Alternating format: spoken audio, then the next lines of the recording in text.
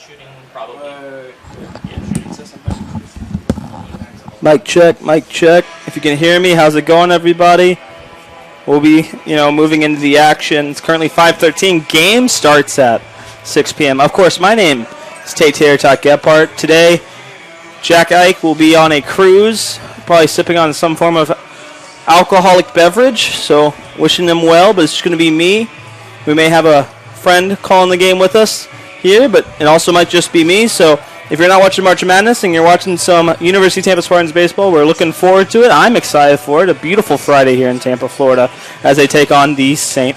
Leo squad up the way. So I'm excited for what's about to happen here in a beautiful Tampa, Florida. We'll be back with you at 6 o'clock. Have a good night, and we'll see you soon.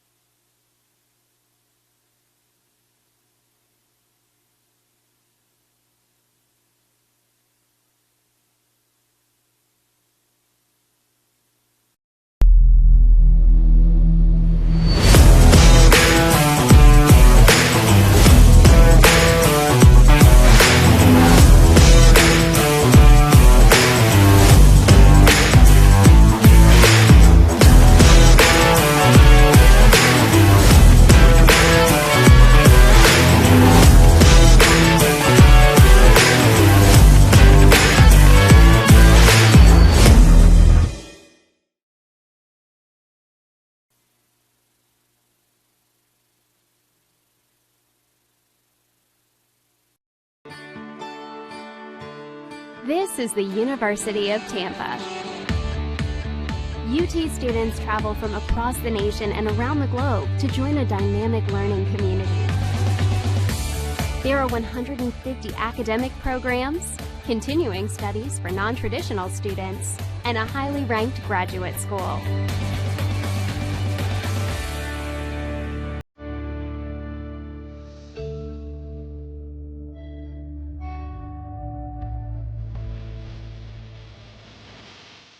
Academic opportunities are extensive and rigorous, but this mid-sized residential campus retains a welcoming feel. With a student-faculty ratio of 16:1, students benefit from direct interaction with expert faculty, a faculty that is passionate about teaching and mentoring. Outside the classroom, UT enjoys a unique environment. Plant Hall, a National Historic Landmark, is surrounded by modern and historic buildings on 105 acres. UT's beautiful downtown riverfront setting offers a gateway to the heart of a vibrant city. Students are within walking distance of jobs and internships, and the recreational opportunities are endless, both off-campus and on campus.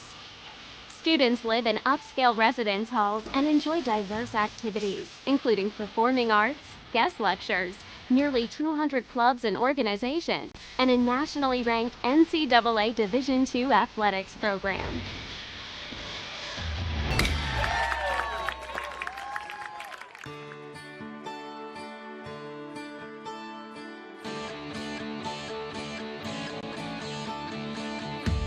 The UT experience begins with an innovative first-year program and continues with opportunities to challenge yourself in the honors program, to study abroad, to conduct research with faculty, to do an internship, to volunteer in the community, or to participate in multiple leadership programs. Explore your dreams, discover your talents, get ready to invent, innovate, and be a leader. This is the University of Tampa.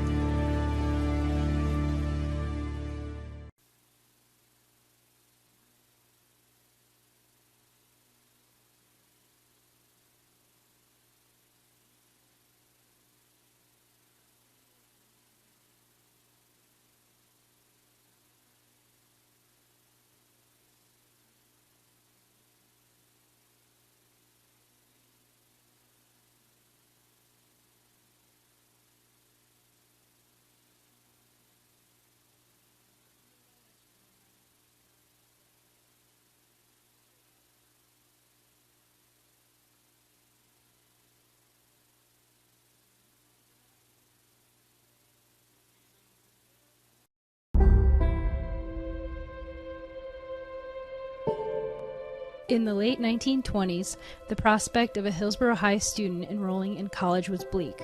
The nation was in the throes of the Great Depression.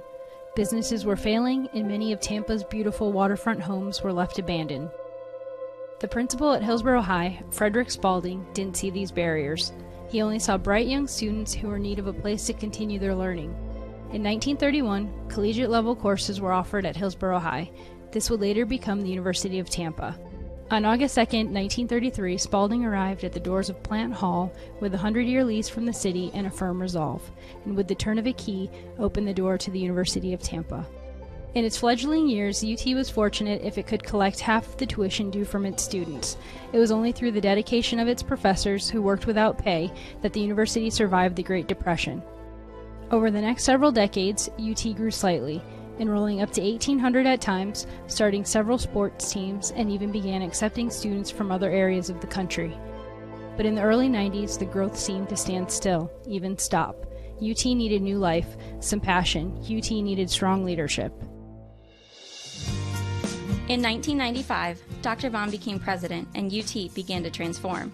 1,000 UT students has become 7,200, and we are now entering our 17th consecutive year of record enrollment. All the while, UT's academic profile continues to increase. There has been $350 million in new construction since 2000. We have added 7 new residence halls, academic buildings and labs, as well as athletic facilities. Plant Hall even got new carpet and new windows. UT now has more than 3,000 events annually and 200 clubs and student organizations. We have won 13 NCAA Division II championships, and since 2000, Spartan teams have won 35 Sunshine State Conference titles. As a member of the University of Tampa Spartan family, you are a guiding force behind UT's remarkable success.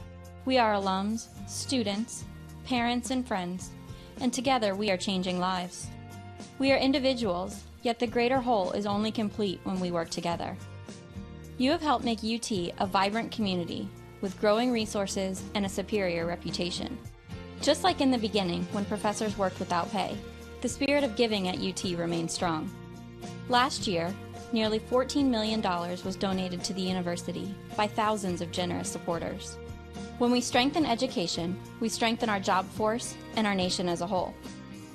Donations support academics, campus life, and a student's ability to afford an education. Your participation is what matters most and shows that our Spartan family believes in the future of UT. Whatever level of support, your gift is important to us and enables UT to provide the challenging, high-quality education that has defined our university. Thank you for helping UT achieve such great success.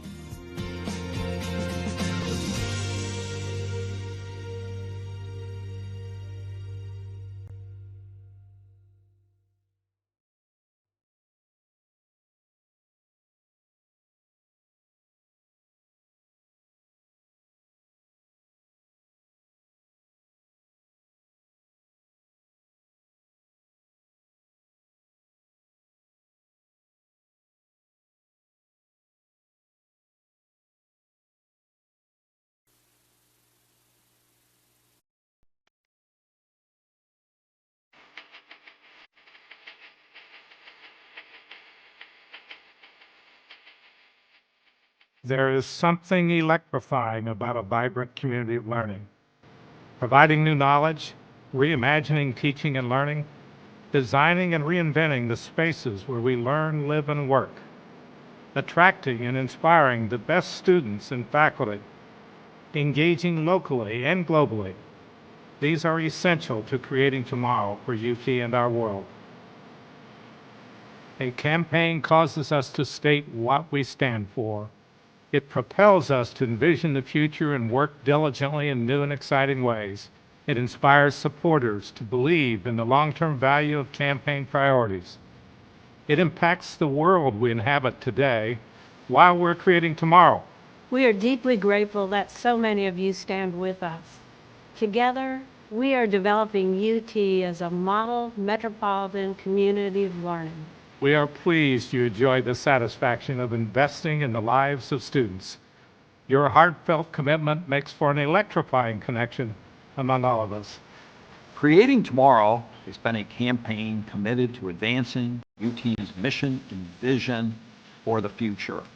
Our focus, the people, places, and purpose of the university, has transformed the UT educational experience and created a legacy of excellence.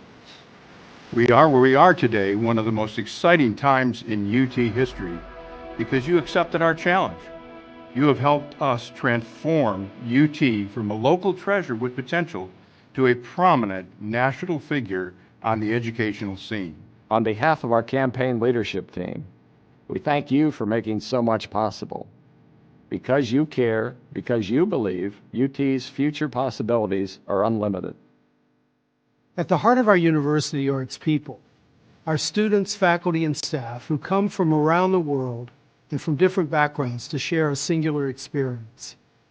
Our primary concern is making UT accessible to deserving students, and then ensuring their academic progress, personal development, and career readiness. Your support ensures that a UT education remains within reach to exceptional students from across a wide economic spectrum. Currently, 92% of UT's almost 9,000 students receive financial assistance. The Creating Tomorrow campaign is committed to increase student financial aid and academic program development. UT's strong experiential learning program is nationally recognized for the variety and number of experiences that shape our students' lives. My UT scholarships are important because they allow me to focus on my studies and my future without the burden of financial struggles. I am currently a senior and have plans to attend law school next fall. This dream is possible because of the scholarships I've been awarded. Receiving financial aid has given me the time to compete on the cross-country team, become involved in student government, and to volunteer in the community. Each year, my scholarships have motivated me to achieve more academically. Thank you for believing in me. Creating Tomorrow supports an innovative campus that reflects our defining value of educational excellence. We have always considered our campus setting as a resource.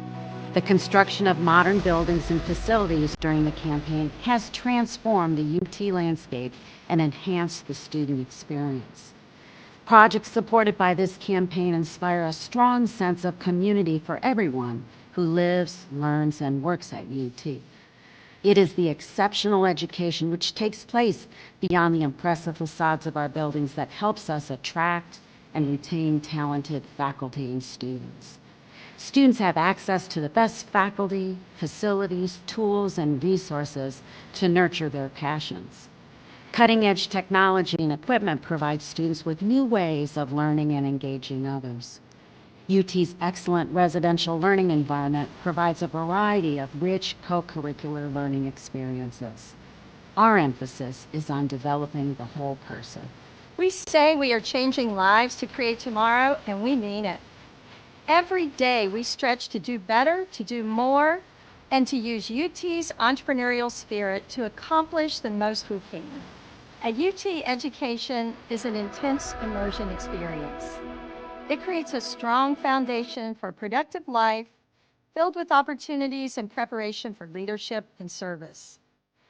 Skills and critical thinking abilities are honed through a challenging academic program and a rich set of co-curricular learning activities. International opportunities play a vital role in preparing UT students to compete in our increasingly global marketplace.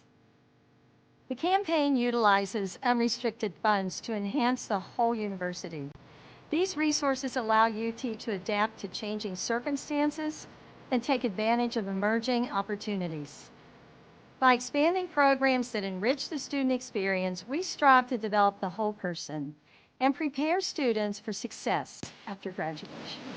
We strive to maintain a remarkable level of support we see from alumni, parents, employees, and friends of the university.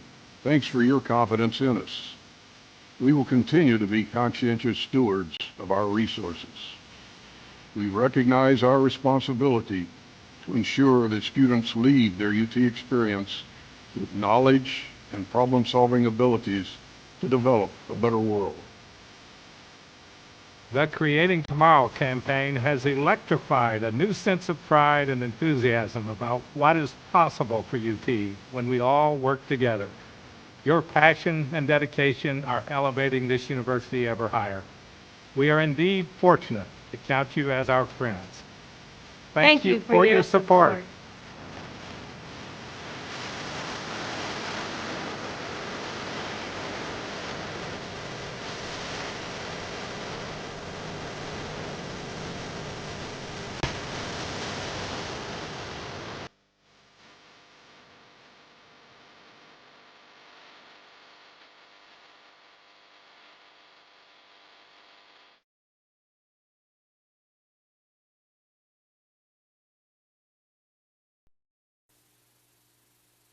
In 1889, St. Leo is the fourth largest Catholic university in the United States and currently serves more than 14,000 students. They study at its university campus in Greater Tampa Bay through its online programs and at more than 40 teaching locations in 7 states, boasting small class sizes, academic excellence, and state-of-the-art technology. St. Leo is a thriving community you definitely want to be a part of.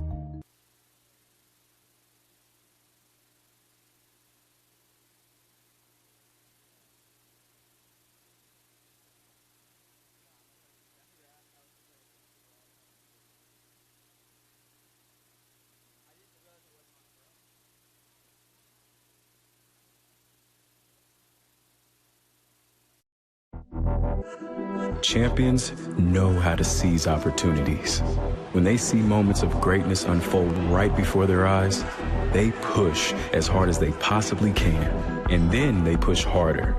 Because the heart of a champion never settles, never quits, and never stops giving its all.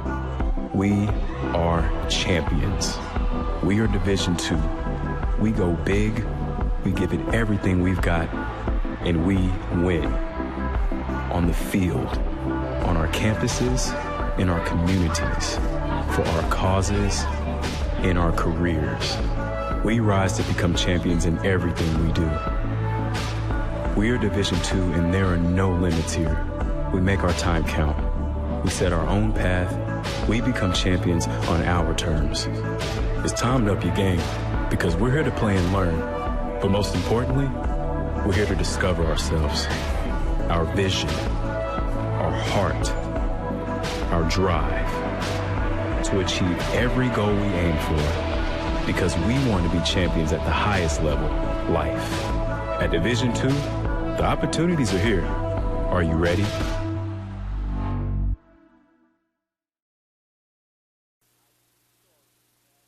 I am an NCAA student athlete. And I pledge to be a champion of unity on my team, on my campus, and in my community. I pledge to embrace differences and strive for inclusion and collaboration. I pledge to stand against racism, hate, and discrimination. I pledge to strive for love, care, and forgiveness. I pledge to stand against silence, deceit, and obscurity. I pledge to strive for dialogue, truth, and understanding. I pledge to stand against fear and doubt.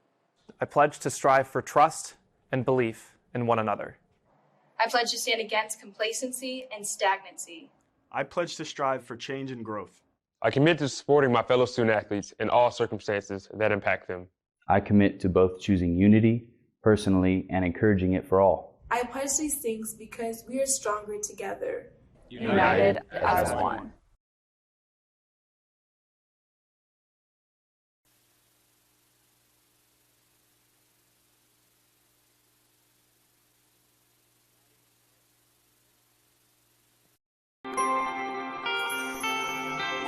It's not about any one thing.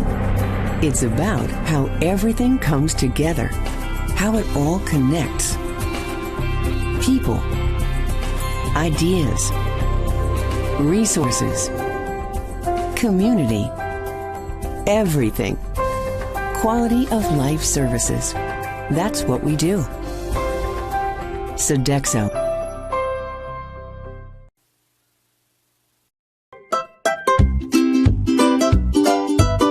What do you get when you take your favorite food and stuff it inside a pocket of homemade dough? Cooked perfectly until golden brown. It's a mouth-watering empanada from Mr. Empanada. No one makes a better empanada. Take Ted Webb's word for it. Almost as good as my mom used to make. Check out our website for a location near you, MrEmpanada.com.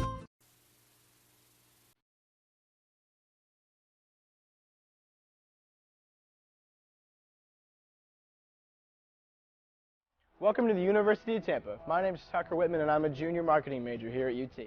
Today we're going to look at some of the highlights of our beautiful Riverside campus here in downtown Tampa. We'll start at Plan Hall. This historic building was opened in 1891 as the Tampa Bay Hotel and now serves as the main academic building here at UT, with 4 floors of classrooms as well as faculty and administrative offices. Next up, the Vaughn Center, the hub of campus life and activities. This multi-purpose building includes the campus bookstore, our primary cafeteria plus an additional food court, a theater, as well as offices and meeting rooms for student organizations. The Vaughn Center is also one of UT's residence halls, providing 5 floors of student rooms. Morsani Hall is another residence hall here at UT. In addition to housing approximately 450 students, this building offers another selection of eateries as well as a small grocery store. Now let's check out the Sykes College of Business. This academic building houses classrooms and faculty offices for UT's undergrad and graduate business students. This building also has a real-time stock trading room. Right next door is the Sykes Chapel for Faith and Values. This gorgeous interfaith chapel features a large main hall complete with a massive pipe organ, as well as meditation rooms and meeting rooms. Student healthcare is a major priority for us here at UT. The Dickey Health and Wellness Center is accessible to all students and provides high-quality services including basic medical care, counseling, and wellness programs. On the east side of campus, you'll find the McDonald-Kelsey Library. Here, students can learn from a large collection of books, periodicals, and digital databases. They can also take advantage of our numerous study rooms and computers. The Academic Success Center is another great resource for students. This is your one-stop shop for academic advising, coaching, and tutoring services. Whether you're a seasoned athlete or just want to shoot some hoops, the athletic facilities here at UT are hard to beat. The Bob Martinez Athletic Center includes a large gymnasium, a weight room, and training facilities. In addition, the campus features an aquatic center open year-round, 6 tennis courts, baseball and softball fields, a 1,500-seat stadium, as well as a lacrosse field and intramural complex. Need a break from studying? Head to Falk Theater and catch a play. This 1,000-seat historic theater serves as a home for all major performances made by UT's Department of Speech, Theater and Dance, as well as special guests. This is one of UT's newest facilities, the Innovation and Collaboration Building. Here you will find UT's very own Starbucks. In addition, classrooms, cybersecurity labs, study lounges, and the Loth Entrepreneurship Center, designed for student entrepreneurs to launch their startups. Thanks for joining me today. If you enjoyed this video tour of UT, we'd love to give you one in person.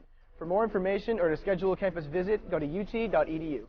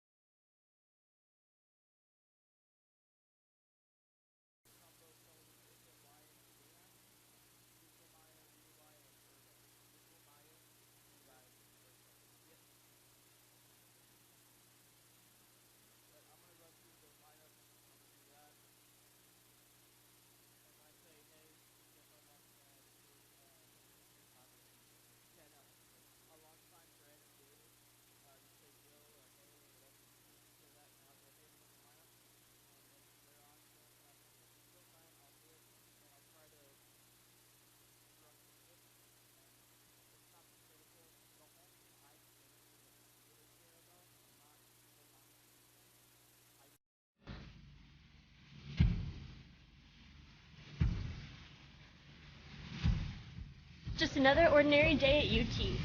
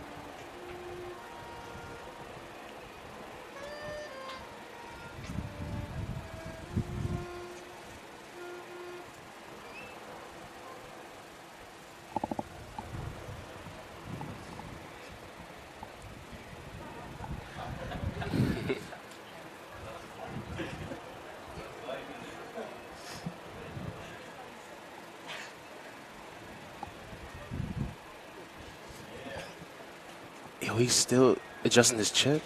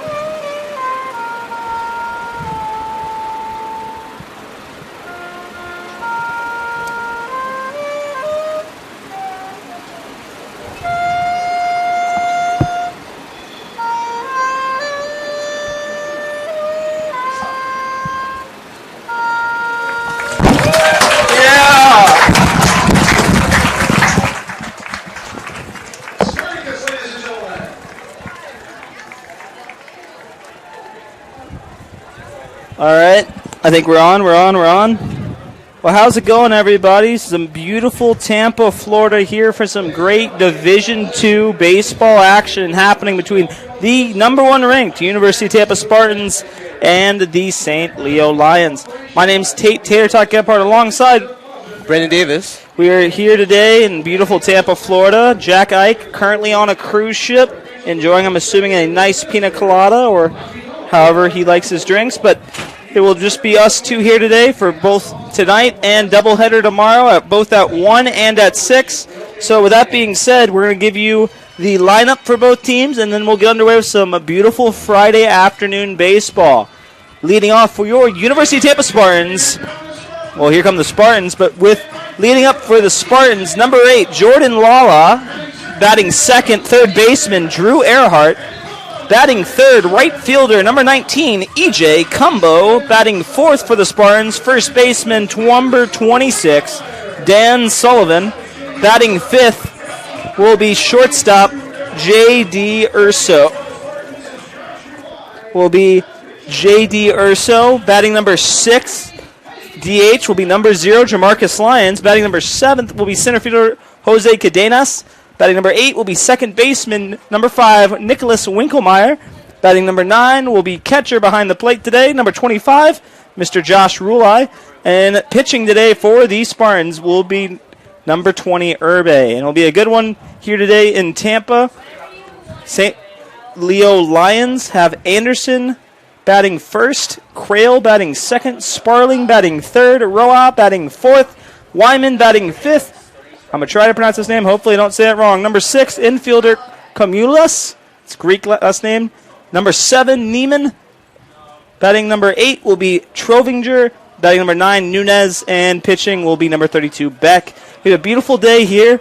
And happy to be alongside Brandon Davis. We call soccer. Welcome to the baseball field. First baseball game? First baseball game. Love to see it. I'm excited to be on call. We call a lot of soccer games together for those who've carried on over from there. But tell us a little bit about yourself, Brandon, before we get started. Well, I'm a junior from New York, and being down here is definitely an adjustment. But it's nice weather, and it's 87 degrees out today, and it's such a beautiful day. Nice wind, and it's just honestly, I'm just so grateful just to be able to broadcast another game, especially with Tate Gebhardt alongside with me, and just ready to go. Nice words, nice kind words. Always pleasure to see you, Mr. Brandon Davis, and we're about to go underway to a beautiful Friday night, going to turn into night, baseball game. For those wondering, I am doing the Run Tater Run thing at the end of the year. Date has not come out yet, but every home run, for your knowledge too, Mr. Davis, for every home run hit this year At Tampa, I would run 1 mile. I pledged that earlier on in the season. We're currently at, I want to say, like 18 or 17. So I'm in for a long one. Hadn't done any cardio in about 3.5 years, so I've had to get a dietitian. Told me a very bad idea, but enough about me. Herb with the first pitch. Bounces in the dirt. If that was cricket, that would have been beautiful, but this is baseball, and that is a ball. 1-0.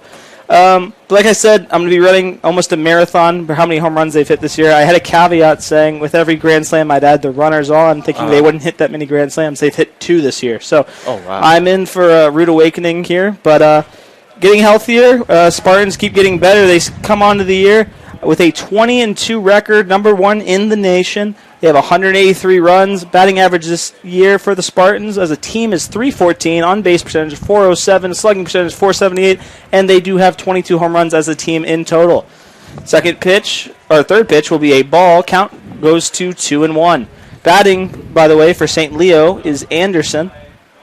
And let's not mention that they also are undefeated in the SSC conference. They are undefeated in the SSC conference. They're 6-0, coming off a sweep, a fantastic sweep over there, and great way to end your spring break if you're a Spartans baseball player. Herb, continuing on the mound. Let's see if I can get some stats for you real quick on that. On him, if I should say. On the year. 6 appearance. That's a strike. Count will go full. Herbe on the year is a senior. 6 appearances, 6 games started, 5-0 on the year, 29.2 innings pitched, 30 hits given up, 14 runs given up, 10 earned runs given up. Strikeouts per 9 is 13.04, and his ERA is 3.03. That 3-2 count fouled off. So only given up 1 home run this year, but ERA 3.03, 5-0 record. Good start to the year for Herb.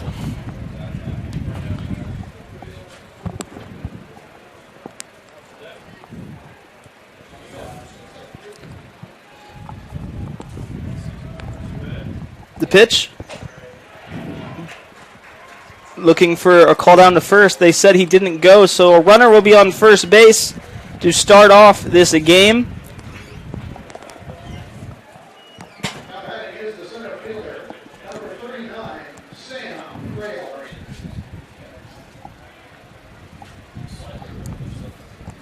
So Krell up, number 39, left-handed batter, another one. Center fielder for the St. Leo Lions. See how he fares against Herb. Runner on first is Anderson. Ball fouled off. Count will go to 0-1.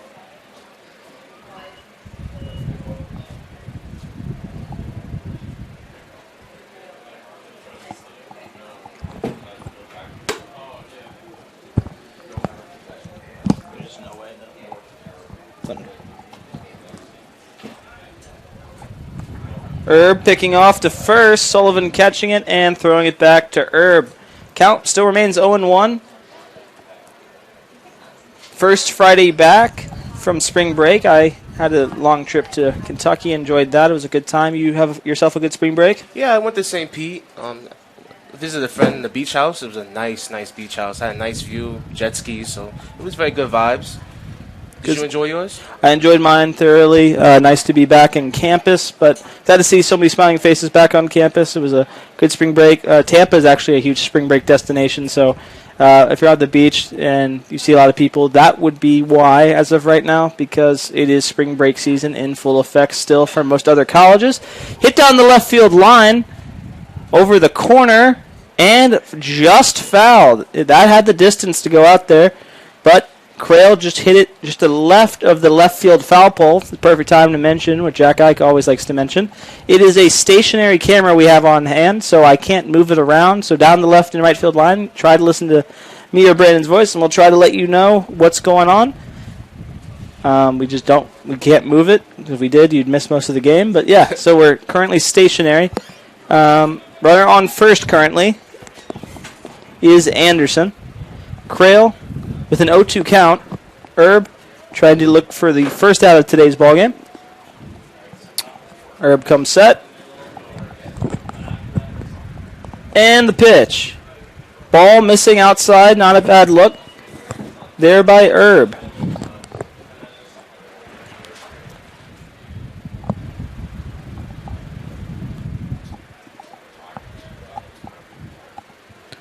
Herb comes set. 1-2 pitch. Throwing back over to first base. Close play at first, but Anderson gets back there safely. It is a Sunshine State Conference matchup between these two.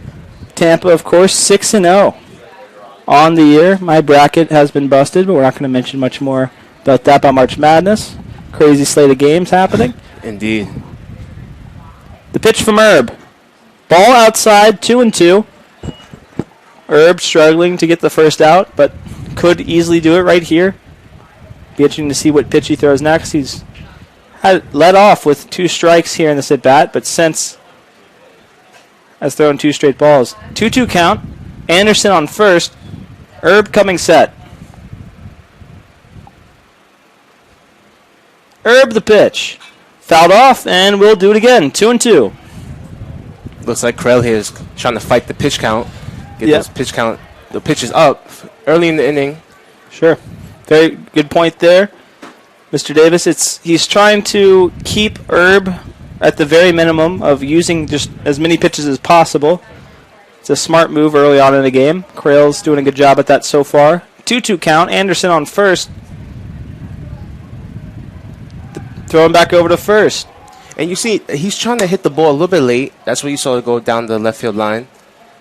Yeah. No, he's a little late on the pitch. Good job by Herb keeping it outside, making Krell go opposite field if he wants a base hit. There is a wide opening down the right field line. I know people at home can't see it, but seem to be pitching to Krell away. Good breaking ball, sending him to his knees, and that will be the first out in today's ball game. Nice pitch by Herb and his first strikeout of the day. Sparling disappointed with that one as he goes back to the dugout. It's a tough one to get your first at bat via strikeout, but we'll see what happens as the day is prolonged. Next up to bat for the St. Leo Lions. Sparling, number 44, the right-handed batter at the number 3 spot in the lineup.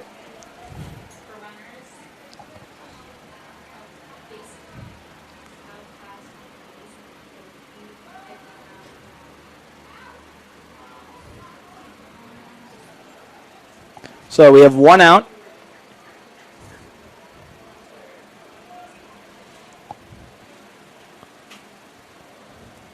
One out, 1 on here in the top of the first. Herb coming set. And the pitch. Anderson faked running. Rulai with a nice throw down to first. No tag was applied. 0-1 count. The pitch was a strike. 1 out here in the top of the first.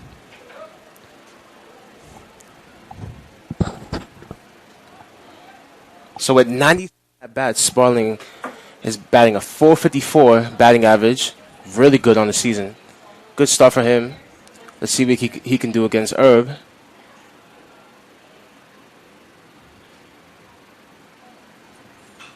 Great start to the year considering they've played over 20 games on the year. I believe 22. 22, yeah. 0-2 count. The pitch was fouled off. Runner on first.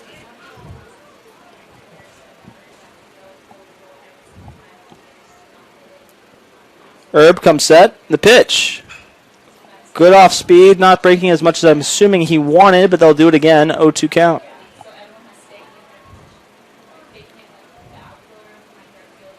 I mean, Bobby Sparling, it's 1.143 slugging percentage. Wow. Good start. Incredible. Yeah, it's a really good start to the year. 21 RBIs, 18 hits on the season. Be interesting to see how he does against the number 1 ranked Spartans. We'll see right here, right now. 0-2 count, and they pick on off over to first base. Tried to pick him off, I should say. Sorry, not picked off.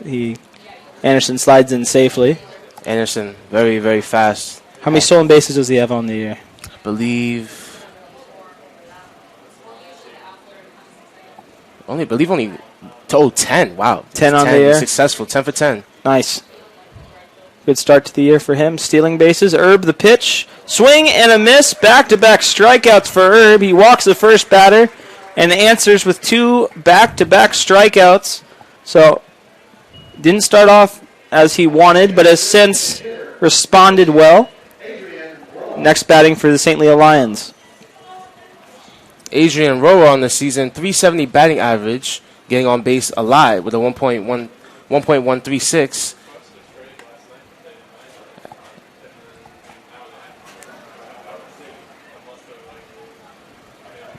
Herb, the pitch. Ball in the dirt, 1-0.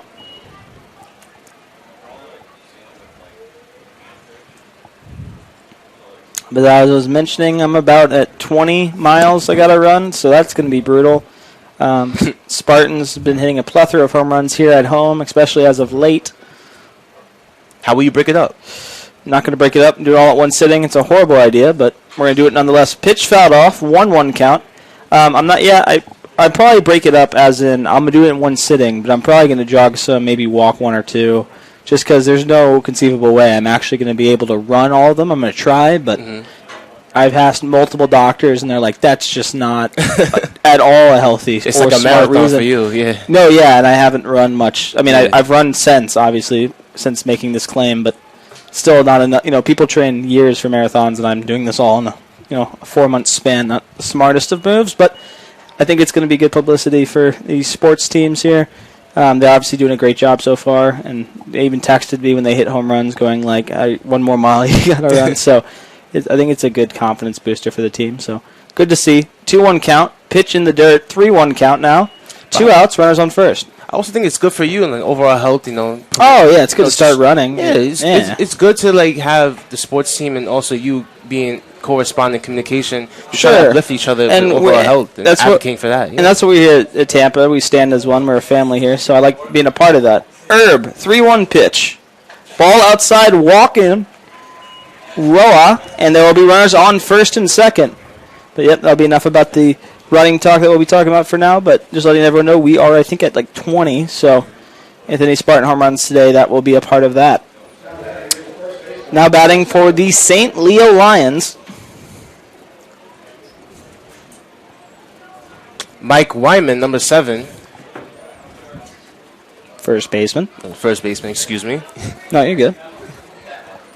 You didn't say anything wrong. I'll just mention it. What's his stats on the year?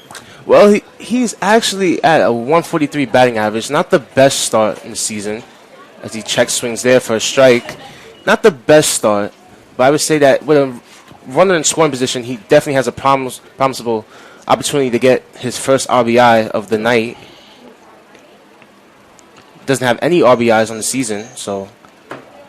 excuse me, he has 3 RBIs in the season, so... pick off the second. Oh, they would have had him, but... Oh, they're going to try to go 3. Will there be a play at third?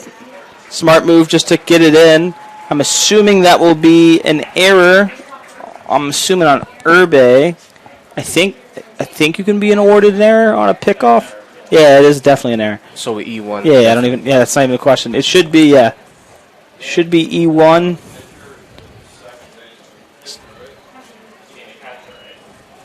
So for Wyman, who hasn't had that many RBIs in the season, definitely has an opportunity to get Anderson home for the first score of the night.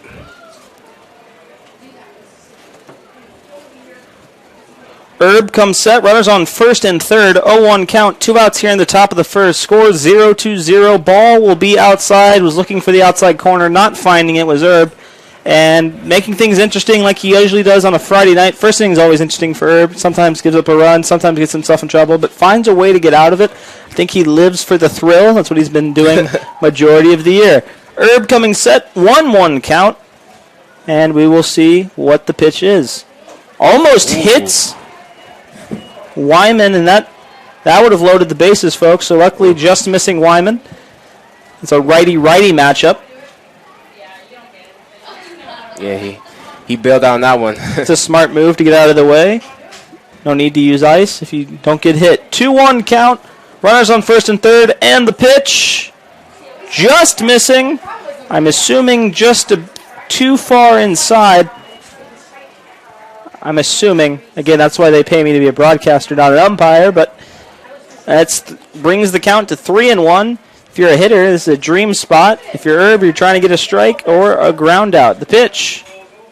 Ball hit up in the air. Count goes full. We have a full count. Runners on first and third here early on in the top of the first. So, that being said, we'll see what happens.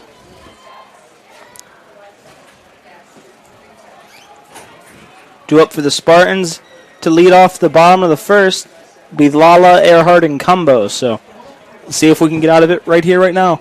3-2. Fouled to right. Yep, fouled off. Count will be full again.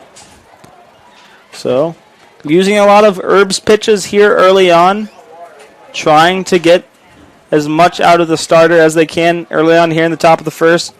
Herb throwing 22 pitches in this first inning, not giving up any runs yet, and not even giving up a hit yet either. So, has been one error. That's why there is a runner on third. Herbe. 3-2 count, 2 outs. The pitch, runners are going. Ball hit to the outfield. Cadenas racing after it. Cadenas catching it and will take us to the bottom of the first. Herbe gets out of it. One error, no hits, no runs scored, and we head to the bottom of the first. Your number 1 ranked Tampa Spartans are all tied up with the St. Lee Alliance here on TampaSpartans.tv.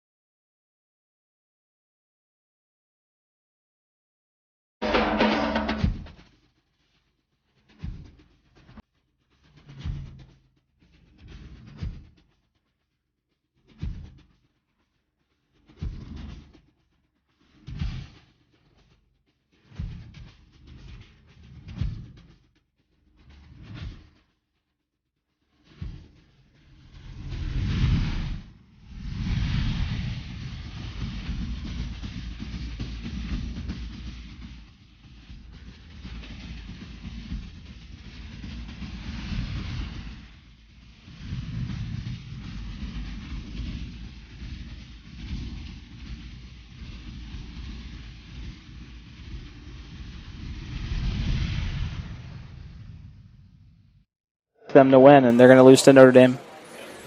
Hello, everyone. Welcome back to the bottom of the first.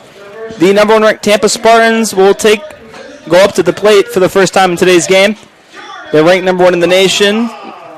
Herb got out of the top of the first. There was runners on first and third. There was a full count and managed to get out with a long fly ball to Cadenas. So takes us to the bottom of the first. Now batting for the University of Tampa Spartans, number 8, Jordan Lala to lead off their hitting for the day. Lala leads the team in walks, has a 3.62 ERA, has 13 RBIs on the year, has 25 hits, 6 doubles, 26 runs, and has 69 at-bats. Nice. Left-handed pitcher on the mound. Starts off with a ball low. Pitcher would be number 32, Beck. Yeah, Jared Beck, 7 foot, 225 pounds, with a 1-2 start and a 4.5 ERA.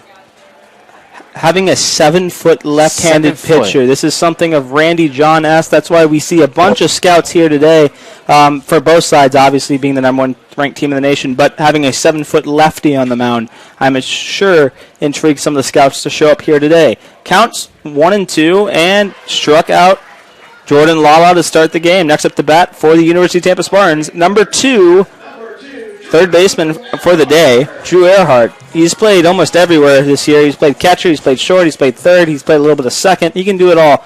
And it'll be interesting to see how he does against the 7-foot Beck. Beck starting off the day with a quick strikeout. I couldn't even finish his introduction before he struck out the first batter of the game. Beck, another pitch, another strike. Yeah, usually you see a pitcher like Beck as a relief pitcher, maybe in the 7th or 8th inning to close it out, but starting, Having a It's a new generation. Yep. Having a 7-foot pitcher is definitely an intimidating effect. You got to think you're already standing on top of a mound. They asked for a call down to first. He said he did not go. Count will go to 1-1. But you usually see, you have to understand, like, for those at home or some of the kids in the dorm who for some reason have never played baseball or maybe not seen someone who is 7 feet tall stand on a mound. You're already up there as it is. Now add 7 feet to it. It's a hard angle to hit. So it'll be interesting to see how the Spartans respond to that here today.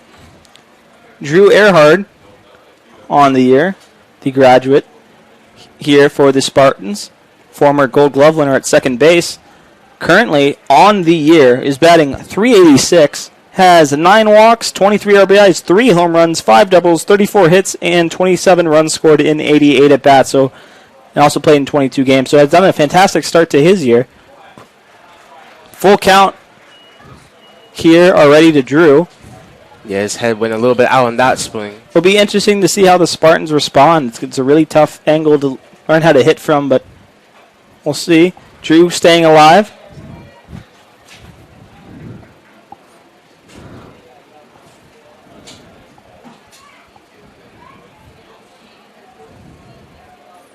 And the 3-2 pitch. And that will be ball 4. Drew will take his place at first, and that will be his 10th walk of the season, so he gets to double digits on the year. Mr. Earhart takes his free pass down to first base. Next at the bat for the University of Tampa Spartans, right fielder, number 19, E.J. Combo. I just want to say real quick, E.J. Combo coming off a Play of the Week. Yeah, Player of the Week for the Sunshine State Conference. Congrats on that. Batting .375 on the year, has stolen 3 bases, 7 walks, 29 RBIs, has 5 home runs on the team. First pitch to him will be a ball. And I actually talked to him before the game, and I was saying, congratulating him about the play of the game, and he was like, "Wait till you see this game." Oh no, he always ramps it up. So I expect to see a lot out of Combo. But to finish up his stats, 2 triples on the year, 5 doubles, 33 hits, and 23 runs scored in 88 at bats. Wow. And he starts it off with a base hit. So just on cue. Gets a base knock. Runners on first and second here with 1 out in the bottom of the first. So that will be his 34th hit on the year and bumping up that already impressive .375 average. I'm keep doing these introductions. Hopefully they keep hitting. Beck pitches fast, so I mean just in consistency. Not he pitches fast in speed too, but I was going to ask quick pitches. What do you think he's clocking at? Probably would say upper 80s, lower 90s. He's more of an intimidating figure. I mean, he seems to be a good pitcher here for St. Leo, and we'll get more into that later on. But now batting for the Spartans is number 26, the 4-hitter. Dan Sullivan hit a long foul ball down the left field line going foul. Sullivan on the year, batting .390. So these Spartans hitters keep on hitting. He has 3 walks, 21 RBIs, leads the team with 6 home runs, has 8 doubles, leads the team in that category as well, has 32 hits, 20 runs scored in 82 at-bats. So the man who's responsible for most of the miles I will have to run at the end of the year, Dan Sullivan, coming to the plate with a huge RBI opportunity here early on in some Friday night Division II baseball. So, yeah, Sullivan hits for a lot of power, has the build of a Major League first baseman. Scouts will love that from him. So it'll be interesting to see Beck versus Sullivan, 2 Giants going at each other right here, right now. 0-2 pitch, ball outside, count goes to, they're calling it a balk, so runners move to second and third. Oh, wow. So now all it takes is a deep fly ball to score a run for the Spartans. So increasing his RBI chance is Sullivan, but like I said, 2 just gigantic individuals going at each other right here, right now. 0-2 count, 1 out. Beck looking in for his sign. Beck coming set. And the 0-2 pitch. Ball in the dirt. Count, I believe, now is 2-2. 1-2. Oh, 1-2.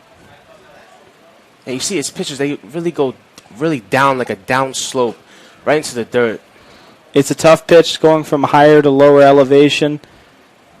All the way around the pitch to Sullivan. Sullivan's gigantic swing, missing. That will be the 2nd out.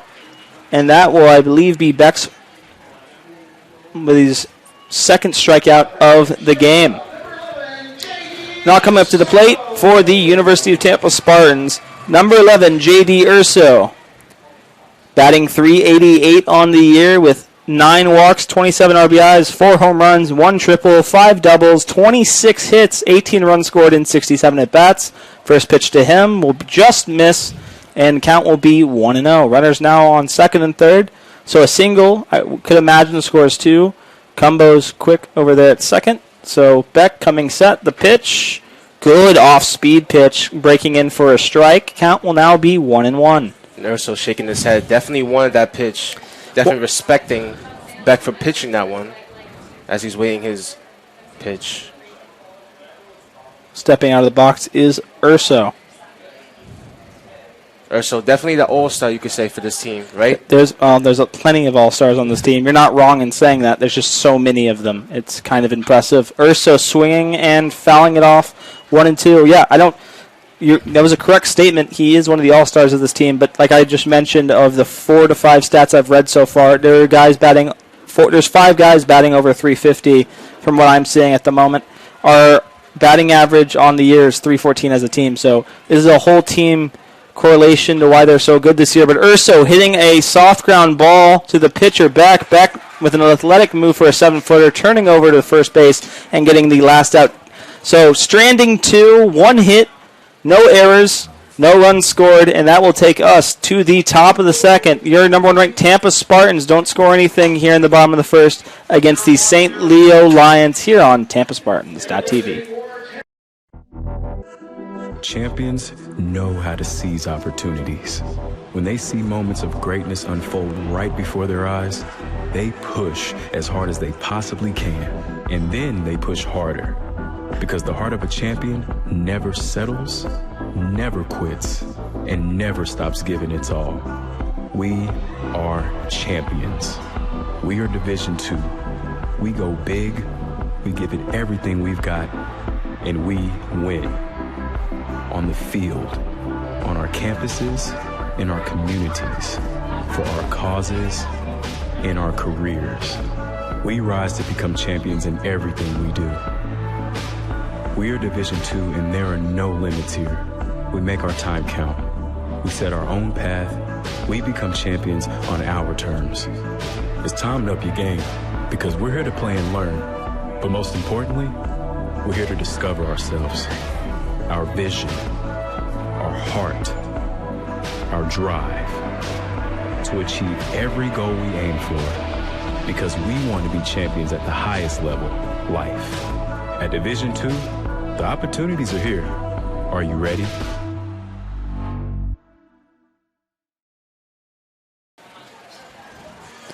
Welcome back to the top of the second. Spartan strand runners on second and third against the 7-foot lefty from St. Leo, Beck, who made an athletic play to end the bottom half of the first. Tampa looking to keep up the energy that they have accrued. There's only been 1 hit in today's game. There also has been 1 error. Tampa having both. Now batting for the St. Leo Lions, Mr. Davis. So Paul Columbus, number 11, will be batting up, and only 65 at-bats so far, 15 hits, 8 RBIs. So a really good start for him. 231 batting average, not the best as he hits that to second base. Winkelmeyer grabs it, throws it over to Sullivan, and that will be the first out here in the top of the second. I think I heard the PA announcer pronounce his name Columbus. So Columbus. Yep. As the right pronunciation. I believe it's Greek. I didn't want to. That's why I'm having you say it. I don't know. I had a hard time. I asked him before the game, and I just had a hard time pronouncing it. So now batting for the St. Leo Lions. Now batting is Neiman. So Neiman on the year, a 404 batting average. Wow. Great at-bats. 47 bats, total at-bats so far. 11 runs batting in, and 19 hits on the season with 12 RBIs. So it'll be interesting to see right here. Herb on the mound looking in. 0-0 count. I believe. Yeah, 0-1 count. The pitch. Fouled down the right field line. Sullivan seeming to be under it and catching it, and that will be the second out. So really quick Top half of the second so far. Herb now with 30 pitches compared to Beck with 17 to close out the previous inning. It does pick up, and it doesn't matter in general, especially having a 7-footer on the mound. But Spartans pitching staff so deep this year. If we went through Herb, it's not the end of the world. We have a stacked bullpen here in Tampa, so it'll be interesting to see how long Herb goes tonight. He's averaging about, I believe, 5.5 to 6.5 innings on the year so far. First pitch to Trovinger will be a ball, 1-0. Can you give me some stats on Trovinger, Mr. Davis? Trovinger, a 301 batting average, 73 at-bats total so far, Very good. 22 hits, and 9 RBIs. Pitch from Herb. Second pitch to Trovinger will be 2-0. You sound like a natural. First baseball game. Doing a good job so far, Mr. Davis. Trying to envision myself like Michael Kay. Maybe. Okay. It's nice to have someone to look up to. Ooh. 3-0. I like Harry Carey, but I can't act like Harry Carey up here. 3-0 count. Trovinger and Brockmeyer, but that's a fake show, and I'd probably get fired if I said anything what he said. But 3-0 count. Pitch from Herbe. Just hitting the bottom part of the strike zone. Count will go to 3-1. 2 outs here in the top of the second. Herb having a quick start to this top of the second. Getting 2 flyouts. Second will be a strike. 3-2 count. Full count with 2 outs. So this pitch could send us to the bottom of the second. We'll find out here in 1 minute. Herb coming set. 3-2 pitch. Walking. Trovinger. Will be Trovinger. Next up to the bat for the St. Leo Lions, Mr. Davis. Zael Nunez on the number 1, as he's the last batter in the lineup for the Lions. 291 batting average so far, 86 at-bats with 18 runs scored and 25 hits and 15 RBIs.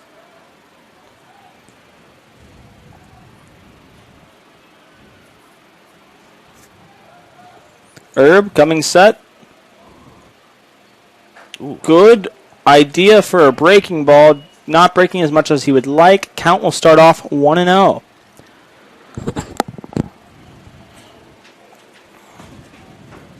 Herbe comes set. The pitch. Swing and a miss. Count will be 1-1. Trovinger on first. Does he have any stolen bases? I know there's 2 outs, so he probably won't steal. No stolen bases. He tried one time, but got caught. Okay. Good to know. Herbe coming set. The 1-1 pitch. They're asking if he went. Umpire saying he didn't. Count will now go to 2-1.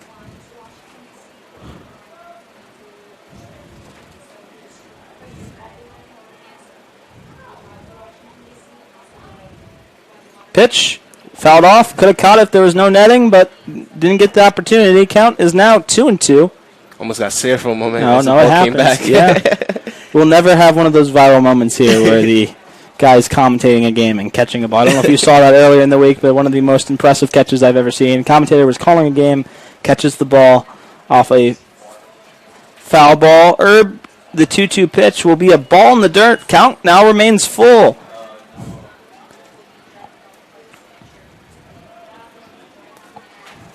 Trovinger on first base takes his lead. 3-2 count, 2 outs here in the top of the second. Herbe coming set, the 3-2 pitch, runners running, balls hit foul, and we will reset and do it again.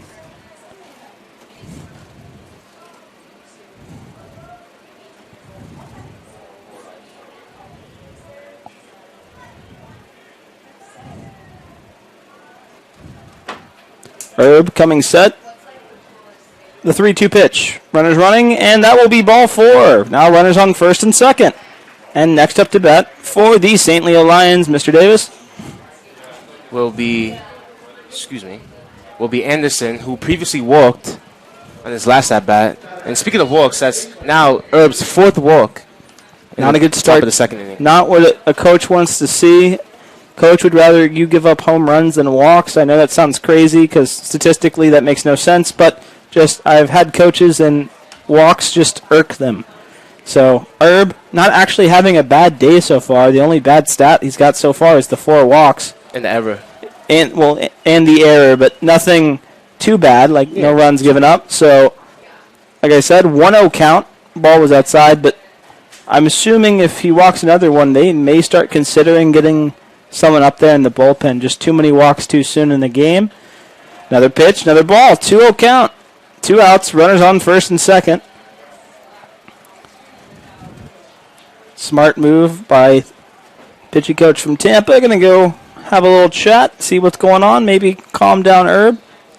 This game is 90% mental, Mr. Davis, so sometimes even when you're doing well or have the attributes and talents that Herb does have, it does become a mental game, and each game is a new game here for baseball, always. And just like at-bats, like each at-bat is a new at-bat, so you have to go into that. You have to go into the batter spots with that same perspective, just like as you go in the pitcher's mouth.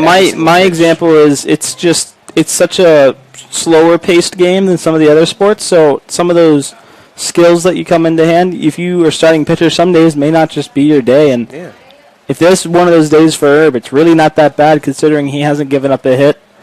No runs have scored. He just needs to start throwing more strikes. I think he'll be able to do that. Herb can settle down, just needing to get through this top of the second. He is at 45 pitches here early on, so I'm assuming he's just telling him just play pitch and catch, play pitch and catch. First pitch after the mound visit will be a ball. Count 3-0, runners on first and second.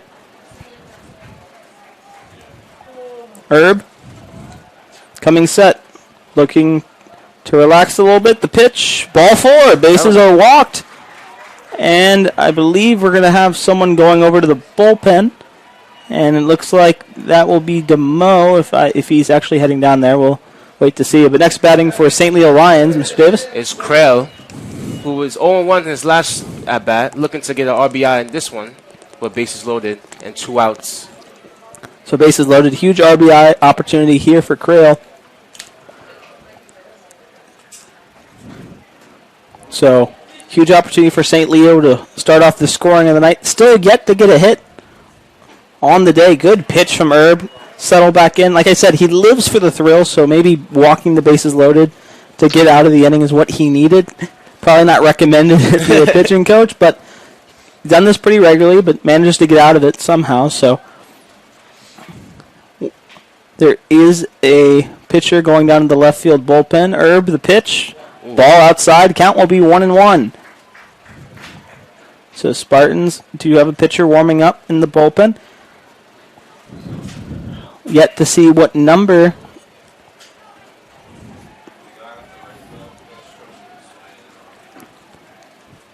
Herb, the 1-1 pitch, bases loaded. Ground ball hit out. Great play by Sullivan, diving and ending the inning. That's called saving 2 runs. Mr. Sullivan taking us to the bottom of the second. Your number 1 ranked Tampa Spartans all tied up with the St. Leo Lions. There was no hits, believe it or not, no errors, and no runs scored. And we will see you back in the bottom of the second here on TampaSpartans.tv.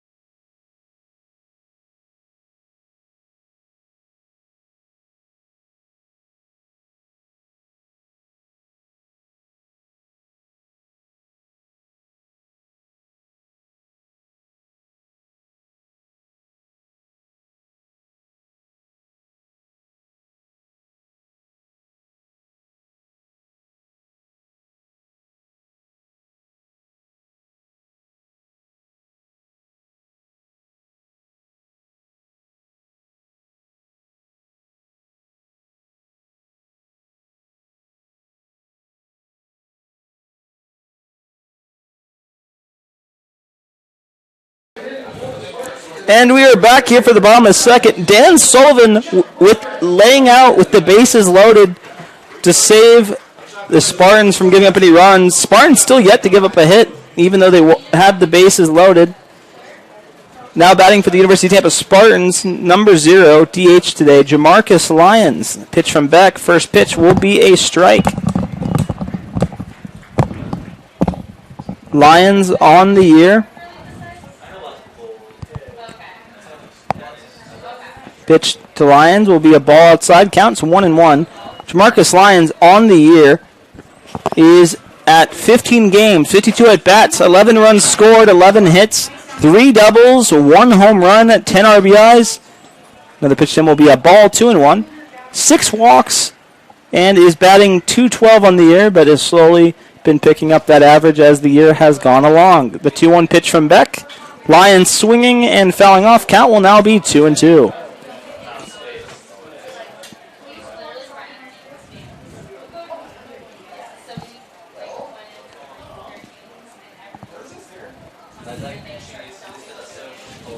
The pitch, Lyons swinging, missing, and that will be Beck's third strikeout of the day, and that will be the first out here in the bottom of the second. Next up to bat for the University of Tampa Spartans, number 6, batting number 7 in the lineup, Jose Cadenas. Cadenas on the year has 17 games played, 39 at bats. Looking for a quick, I'm assuming bunt. Bunt, yeah. Bunt foul. Bunt foul. Good move. Just couldn't get it fair. 8 runs he has scored, 11 hits, 2 doubles, 1 triple, 8 RBIs, 8 walks. Is batting .282. If you're wondering why his at-bats are so low compared to the others, he was injured. He made a diving play that sent him out for a couple games. Lala was taking over in center, so Cadenas back in the lineup, looking to continue his hitting. Cadenas had that great play at center field the previous inning that closed the inning, what could potentially been the yeah. He made run. a great. He ran all the way. He made it look really easy. It didn't even look like that good of a play probably on the camera, but for those wondering, he did run a long ways. Play. Yeah, with a runner on second. 1-2 count from Beck. The pitch. Beautiful pitch by Beck, inside part of the plate. Beck's on an absolute roll right now. 4 strikeouts so far, and we're only in the bottom of the second. That will be the second out here in the bottom of the second. Now batting for the University of Tampa Spartans is number 5, left-handed batter, Nicholas Winkelmeyer. Winkelmeyer on the year has scored 15 runs, has 15 hits, has hit 1 home run, 7 RBIs, 11 walks, and is .263 batting average. Lefty-lefty matchup. The pitch from Beck. Ground ball up the middle. Good play by the St. Leo Lions shortstop. Getting Winkelmeyer out, and that was a quick bottom half of the second. Your number 1 ranked Tampa Spartans all tied up with the St. Leo Lions in a beautiful Friday here in Tampa, Florida. We'll be back for the top of the third. We've been watching on TampaSpartans.tv.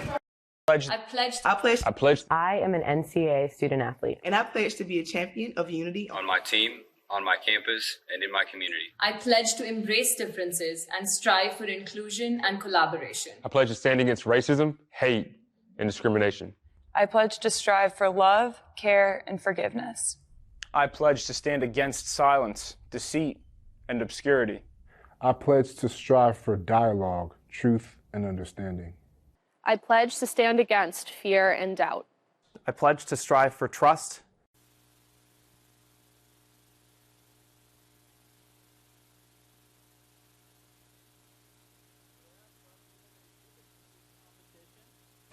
We have a Rubik's Cube competition. For those wondering, the marketing team doing an absolutely lovely job here at the ballpark. Let's see who's going to win. Can't really tell. Let's zoom in a little bit more. Spartacus seems to be loving the music. We have a green shirt and a black shirt. Don't know either of their names, but... Well, I don't know either of his names, but that nice gold chain is definitely rocking right there. Rocking. I think it's an all-white Rubik's Cube, so I am severely confused, considering... Unless it's just the lighting. It's like a glitter Rubik's Cube. It looks like an all-white Rubik's Cube, which means it would just be solved. I don't know if we'd have a winner. There is a guy in our way. I'm severely confused, but good for them. We'll be back here in a minute.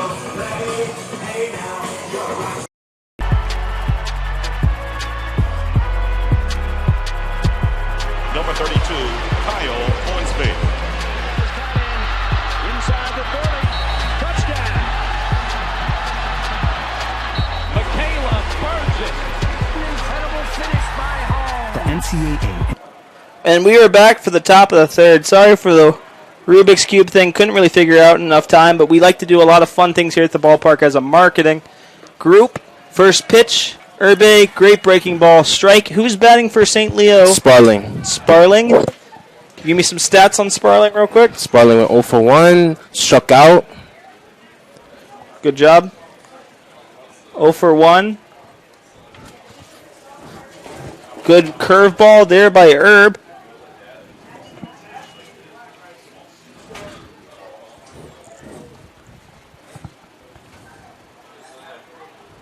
Trying to get the camera all situated for y'all. 1-1 count. Herb has 2 strikeouts, has walked 5, but no runs given up yet. So a lot of walks, but no runs scored or no hits given up. So a very confusing stat line, but not the worst night for Herb. Well, not the worst night, but like you said, a lot of walks, but also a lot of wild pitches we've been seeing. Yeah, he needs to get that under control, but like I said, not the worst of damage happening. The pitch from Herb. Ball outside, 3-1 count. It just goes to credit how good Winkelmeyer is. Excuse me, not Winkelmeyer. Rulai. Yeah, is good as a catcher. You know, just yeah, looking out for his teammate and trying to make the best play. Yep, very well said, Mr. Davis. The 3-1 pitch from Herb, swing and a miss. Count is now full. He'll get it under handle. He always is an interesting wild card for the first 2 innings, but once he gets situated and underway, he seems to be a fairly dominant pitcher here so far on these Friday night games. Full count. Sparling up to the plate, looking ready to hit. We'll see what happens right here, right now. The pitch, and swing, and a miss, and that will be a confident strikeout for Herb. 3rd strikeout of the day, and the first out here in the top of the 3rd. Tampa Spartans are all tied up with St. Leo Lions if you're just joining us. There's only been 1 hit and 1 error in this ball game so far. So you're in for a competitive game. There's some scouts in attendance and a abundance of people at the ballpark for some Friday Division II Sunshine State Conference baseball. You love to see it. Spartacus made an appearance. The University of Tampa Spartans cheerleaders made an appearance. So looking to be a fantastic game here today. Herb, first pitch. Against Roa, who previously walked. He's actually won the 5 walks from Herb.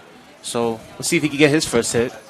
We'll see if he can get his first hit. 1-0 count. Swing and a miss. Count will be 1-1. But definitely going back to like the booster with the strikeout in the last at bat, it's definitely a booster for Herb. Knowing that he had a lot of walks and just trying to get back into the game mentally. Yep. Very well said, Mr. Davis. That was a huge confident strikeout from Herb.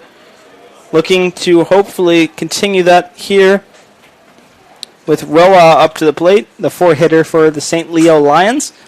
Count is at 2-1. And we'll see as we go from there. Herb coming set. The 2-1 pitch.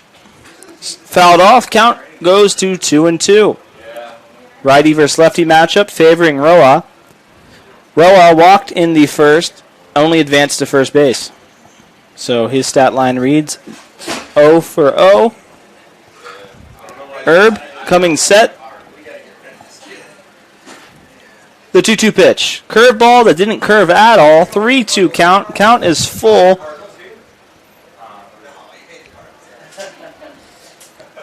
So Herb is embarking.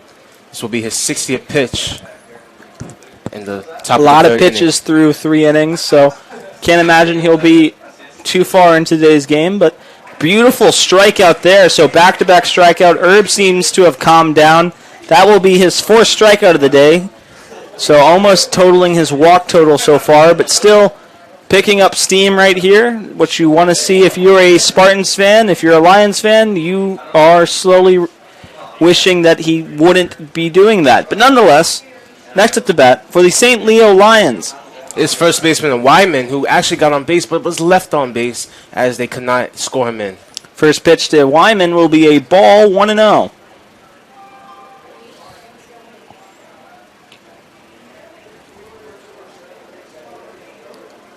Herb coming set. The 1-0 pitch. Ooh, curveball that curved behind Wyman's head. 2-0 count. So getting out of the way, doing a quick duck. He didn't put his bat down. It almost could have been a foul pitch. It worked in our favor. Could have been a foul ball if it would have hit the bat, but nonetheless didn't, and is a ball, 2-0 count. The pitch from Herb, 3-0. So has quickly gotten 2 outs in the last 2 innings, but has gotten into some walk trouble. 3-0 count. The pitch from Herb will be ball 4, and that will be the 6th walk through 3 innings. No one warming up in the bullpen. He is sitting at 64 pitches through 3, even though he has not given up a single hit. One of the weirdest stat lines I've seen in a long time. Yeah. So he's not really pitching bad. I wouldn't say he's always necessarily pitching well with the walks, but managing to not give up any hits or runs, so as a pitcher doing his job for the most part. Runner on first is Wyman, batting. It's Columbus. Oh, excuse me. Yeah, Columbus. Yep, yeah. He grounded out in the second. And this will be his second at bat. Lefty versus righty, favoring Columbus. God, I love saying that name, Columbus. You know, it's such a nice. If we're pronouncing it right, it's a very nice name. 1-0 count. Wyman on first. Herb the pitch. Ground ball, fair down the right field line. The runners will be running. Wyman making his way to third. Columbus all his way to second. They're going to hold him up. That will be a stand-up double for Columbus, and the St. Leo Lions are looking to put the first runs on the board, and that will be Herb's first hit given up on the day. So 2 outs here in the top of the third. Runners now on second and third. Now batting for St. Leo in a huge RBI opportunity here early on in this Friday night Sunshine State matchup. Is Neiman looking to score in 2 RBIs here. Only with 2 outs, so he definitely has to capitalize on this opportunity. It'll be interesting to see if he does so right here, right now. It will be a righty versus righty matchup. Runner on second and third. And Neiman's slugging percentage is over 1.0, so definitely is dangerous. The outfielder should definitely back up on this play. Curveball. Will be a ball. Count will be 1-0. Herb stepping to the mound. Neiman stepping to the plate. Runners on second and third. 2 outs here in the top of the third. Big moment in the game happening right now. Swing and a miss. Good pitch to Herb. Count is now 1-1. Building up a little bit momentum. Seems to live for the thrill, Herb does. So, believe it or not, this is probably what he needs, is runners on base to get out of this inning. Runners on second and third. Herb looking over to third. The pitch. Fouled off down the right field line. Cumbo is running after it, but just too far away, and the count will be 1-2. So, huge pitch about to go underway. Runners on second and third. Neither team able to score with runners in scoring position so far in today's game. We're all tied up at 0 here in the top of the third. 1-2 count. Runners on second and third. Neiman steps to the plate. Herb comes set. Big pitch about to be underway. The 1-2 pitch. Hit directly at Cadenas, who doesn't move a single step, and that will take us to the bottom of the third. We have 1 hit, I believe 1 hit. No errors, no runs scored, 2 runners stranded on, and that will take us to the bottom of the third. The number 1 ranked Tampa Spartans are all tied up here with the St. Leo Lions here on a beautiful Friday night in Tampa Bay. We'll see you back here on TampaSpartans.tv.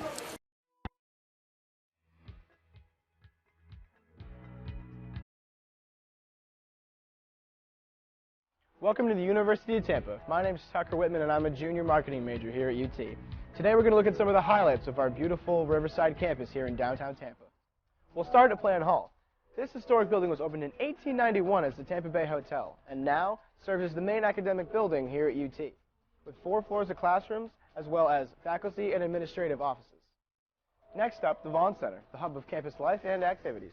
This multi-purpose building includes the campus bookstore, our primary cafeteria plus an additional food court, a theater, as well as offices and meeting rooms for student organizations.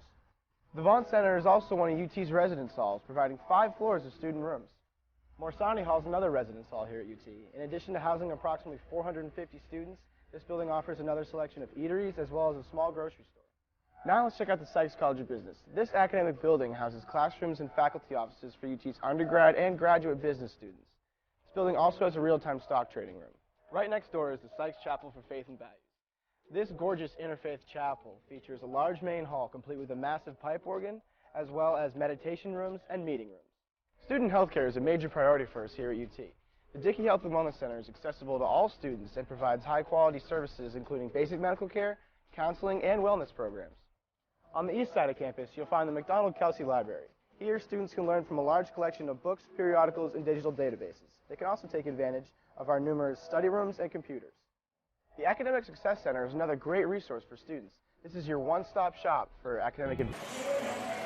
And before we can give much of an introduction, we are back here in the bottom of the third. Number 1 ranked Tampa Spartans are all tied up with the St. Leo Lions 0-0. Beck and Herb off to a decent pitching matchup happening right here. Beck pitching so fast I can't even get the introductions going, but Josh Rulai is up to the plate, catcher for the Spartans on the day. He has been hitting the ball all year, just been hitting them where they actually are, and in the last couple games has finally hit it where they are not, which helps out in this game, but Rulai's been hitting it hard nonetheless. Finally had some drop for him, so his stats not all that impressive, but slowly been picking up as the year has gone on. Batting 128, 5 RBIs, 1 double, 6 hits in 47 at-bats, scored 4 runs. Has gotten, like I said, balls dropping in the right spots for him as of late. So some of them he's just been robbed. It's almost impressive how frequently he was hitting line drives just directly at people. So nice to see him starting to hit the 1-2 pitch from Beck. Swing and a miss. Beck is on an absolute tear here this evening. I believe. I think that was his 5th strikeout. There's a 5th strikeout. So has been striking out a lot of people. Scouts seem to be impressed. Spartans haven't not yet come up with an answer for him. But now batting for the University of Tampa Spartans will be number 8, Jordan Lala. His first at-bat struck out, was one of the 5 strikeouts from Beck. So it will be a lefty versus lefty matchup. Beck looking on in. The 0-0 pitch to Lala. Just missing a high, and outside will be a ball. Count will be 1-0. Lefty versus lefty. The pitch from Beck. Beautiful breaking ball, breaking in for a get-me-over strike, and count will be 1-1. 1-1 count. I'm talking fast, but Beck's pitching even faster. Fouled off, count will be 1-2. And doesn't even see the ball thrown back to him. We mentioned that. As we mentioned him missing the ball, there is a canopy behind us, and that's why it's creating those interesting shades on the infield. Sun is slowly coming down. It is afternoon here in Tampa, so being 7 feet tall, interesting change of colors, but continuing the strikeout. Wow. We just got back to the bottom of the third, but back-to-back quick strikeouts, and we're almost done with it. Impressive outing so far for Beck. I could see why the scouts wanted to attend this game. Making work of the number 1 ranked Spartans so far. I wouldn't be surprised if there's basketball scouts here. He's 7 foot. He's a tall one, but I think he's going to stay in baseball, doing an absolute good work. But yeah, I'm assuming he's played a little bit of basketball in his lifetime. I do have to say, Drew Earhart is up to the plate. Batting number 2 is batting second on the lineup card today. Walked in the first and advanced all the way to third, but could not be scored. So count 0-1. The pitch from Beck will be a strike, 0-2. Wow. They're making really quick work. He's doing a lot of quick pitches. Spartans not coming up with an answer. Beck already almost pitched again. This is the quickest pitching I've seen in a long time. A lot of chattering from both sides. The pitch from Beck. Swing and a miss. 3 straight strikeouts, striking out the side. An absolute dominant pitching performance here from Beck. 7 strikeouts, and that will take us to the top of the 4th here in Tampa, Florida. The number 1 ranked University of Tampa Spartans all tied up with the St. Leo Lions here on TampaSpartans.tv. College sports. There's light at the end of the tunnel. A return to normal, and all we love about sports. You've instilled resilience, focus, and selflessness in us. We've put those lessons to work. We've found strength and unity in each other. You continue to take us places we never imagined. You bring out the best in us. So when we look forward, we see the light at the end of the tunnel. We see a better world for all of us and for college sports.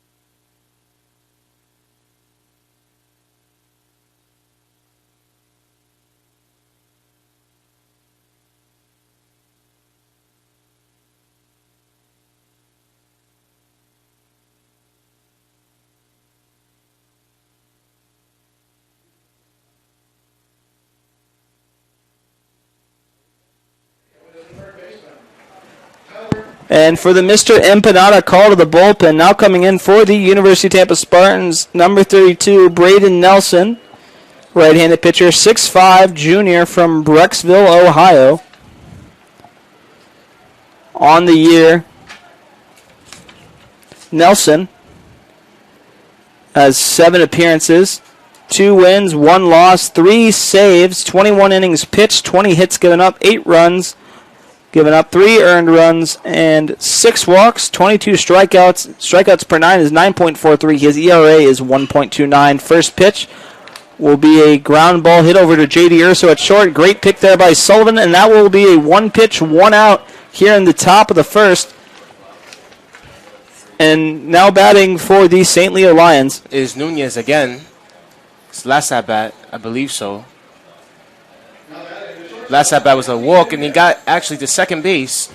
So he's looking to get on base again in the top of the 4th.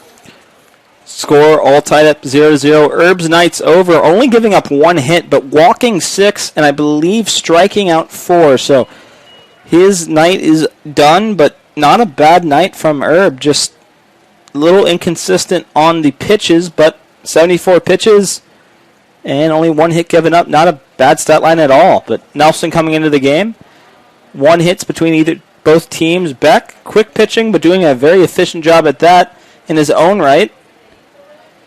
He has struck out 7 through 3, so fantastic start in front of these scouts against the number 1 ranked Tampa Spartans. Pitch from Nelson, beautiful breaking pitch, will now be 1-2, causing Nunez to swing. Yeah, he tried to check swing on that, but could not hold up on that one. We are here in the top of the 4th. No one has scored. Nelson with the 1-2 pitch. Swing and a miss, and comes into the game, gets 1 out, then a strikeout. Nelson doing his job, showing us why he has that 1.29 ERA. Now batting for the St. Leo Lions is number 4, Anderson, who also hasn't had a hit on tonight. 2 walks on the night. 2 walks. He walked both in the first and second inning. It'll be a righty versus lefty matchup. Nelson making quick work of the Lions so far. Nelson comes set. The pitch. First pitch to Anderson will be a strike. 0-1 count. So we're having back and forth, very quick innings. We're here in the top of the 4th. A lot of strikeouts. A lot of 1-2-3s. Yep. That's for sure. Nelson, the pitch. Line drive, hit over there to the left field in La La Land, and caught by Lala will take us to the bottom of the 4th. So another quick inning, top half of the inning. Number 1 ranked Tampa Spartans here in Tampa, Florida, all tied up 0-0 with the St. Louis Lions here on TampaSpartans.tv. What do you get when you take your favorite food and stuff it inside a pocket of homemade dough? Cooked perfectly until golden brown. It's a mouth-watering empanada from Mr. Empanada. No one makes a better empanada. Take Ted Webb's word for it. Almost as good as my mom used to make. Check out our website for a location near you, MrEmpanada.com.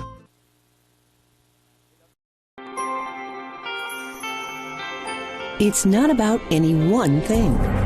It's about how everything comes together, how it all connects.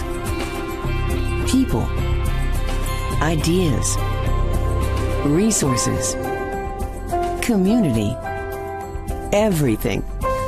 Quality of life services. That's what we do. Sodexo.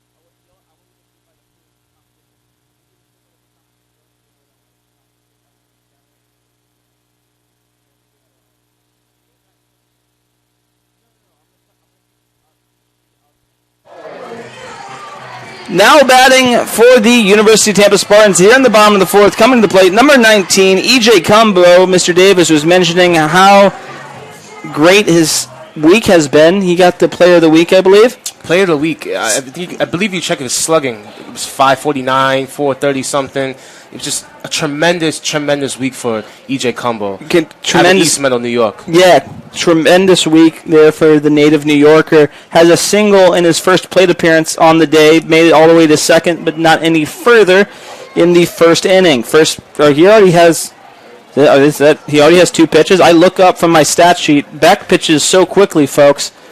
Already on his third strikeout. He's struck out 4 straight batters. Beck has struck out 8, and we're only in the bottom of the fourth. This 7-foot lefty is really dominating the Spartans here tonight. Quick pitching, everything. I can't get any stats out. I can't get any facts out because by the time I've already said it, the at-bats happened, and you've already missed the play-by-play. So we'll try to get better at that, folks. But Beck pitching really fast here today. The first pitch to Sullivan. Sullivan on the day struck out in the first. Sullivan leads the team in home runs. So has 6 on the year. The 1-0 pitch to Sullivan. Strike outside. Count will be 1-1. And we've seen such a complaint with baseball with the time in between the pitching. But Beck is definitely just trying to, make it faster. If he ever gets a hold of Manfred, he probably will want more pitchers like that in the majors, making really quick work, not wasting any time. Seeming like he has to have like a date leader or something, and he's going to be late if he doesn't get through this game quick enough. But it's a 2-1 pitch to Sullivan. Sullivan with a massive swing, missing 2-2 count. So Beck has struck out 4, the last 4, and looking to make it 5 right here. Let's see. Fouled off, staying alive is Sullivan. Spartans just need to relax, foul some pitches, and just see the pitches for what they are. Try to make Beck slow down, because really what's been going for Beck is he just keeps pitching and the Spartans keep swinging and missing. So let's see what happens. Swing and a miss. That is the 5th straight strikeout in a row. Beck is on an absolute tear right now. Spartans have no answers. Sullivan goes down swinging for the 2nd time. And now batting for the Tampa Spartans, Urso. Urso grounded out in the first. One of the Spartans not to strike out in this game so far. Beck has 9 on the day, and we're in the bottom of the 4th. So we're seeing a amazing start to his night. First pitch to Urso is trying to be a get-me-over curveball, but just missing. 1-0. Beck's going to make me talk a mile a minute. The next pitch looked like it might have been in for a strike, but just missing inside. The count will be 2-0. And Beck is approaching almost 10 strikeouts already, and we're not even at the 5th inning. This is the fastest 52 pitches I have ever seen in my lifetime. 2-0 pitch from Beck. Urso swinging and going foul off the bird cage down the right field line. Count will go to 2-1.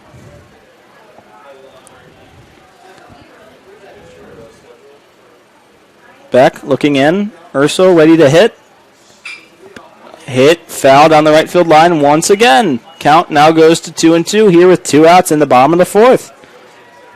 Urso definitely trying to fight that count. I don't know if Beck knows if we get paid by the hour because he's surely going to take some money from me if he keep pitching the way he is. 2-2 pitch from Beck. 2 outs. The pitch. Thrown into the dirt. Count will go full. Spartans trying to get some momentum here. Only 1 hit on the night. All they need to do is change up his time. I'm assuming Mr. Urso will probably tell everyone in the dugout, step out, mess with his timing a little bit because he keeps going so fast. But for now, it's a full count, 2 outs, no one on here in the bottom of the 4th. The pitch. Fouled off, not caught by the catcher, so we'll do it again. Trying to stay alive. Trying to stay alive.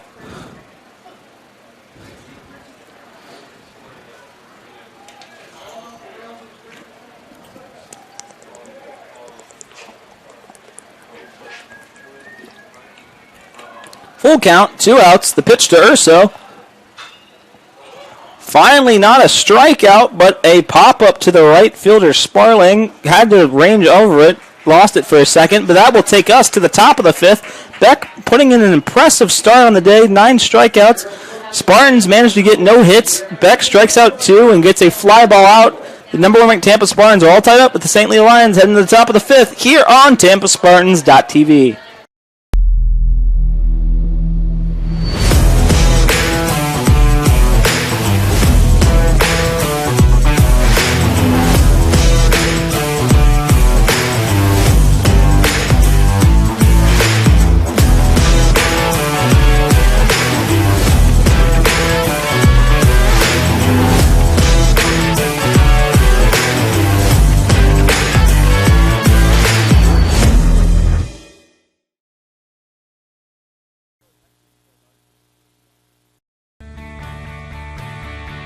This is the University of Tampa.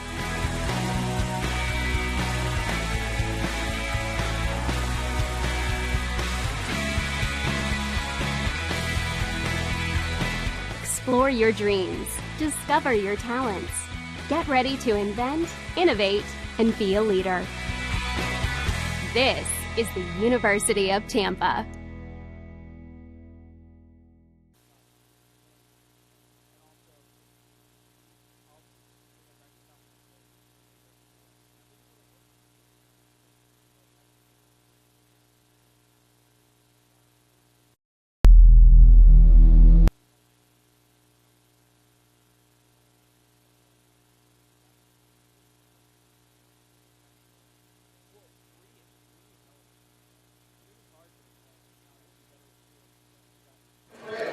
And we are back here for the top of the 5th. One of the quickest games I have ever called. Beck absolutely shoving for the St. Leo Lions, striking out 9, only walking 1, getting through the bottom half of the 4th. Nelson looking to do the same. Crail fouling it off down the left field line. Heads up if you're over there on Cass Street.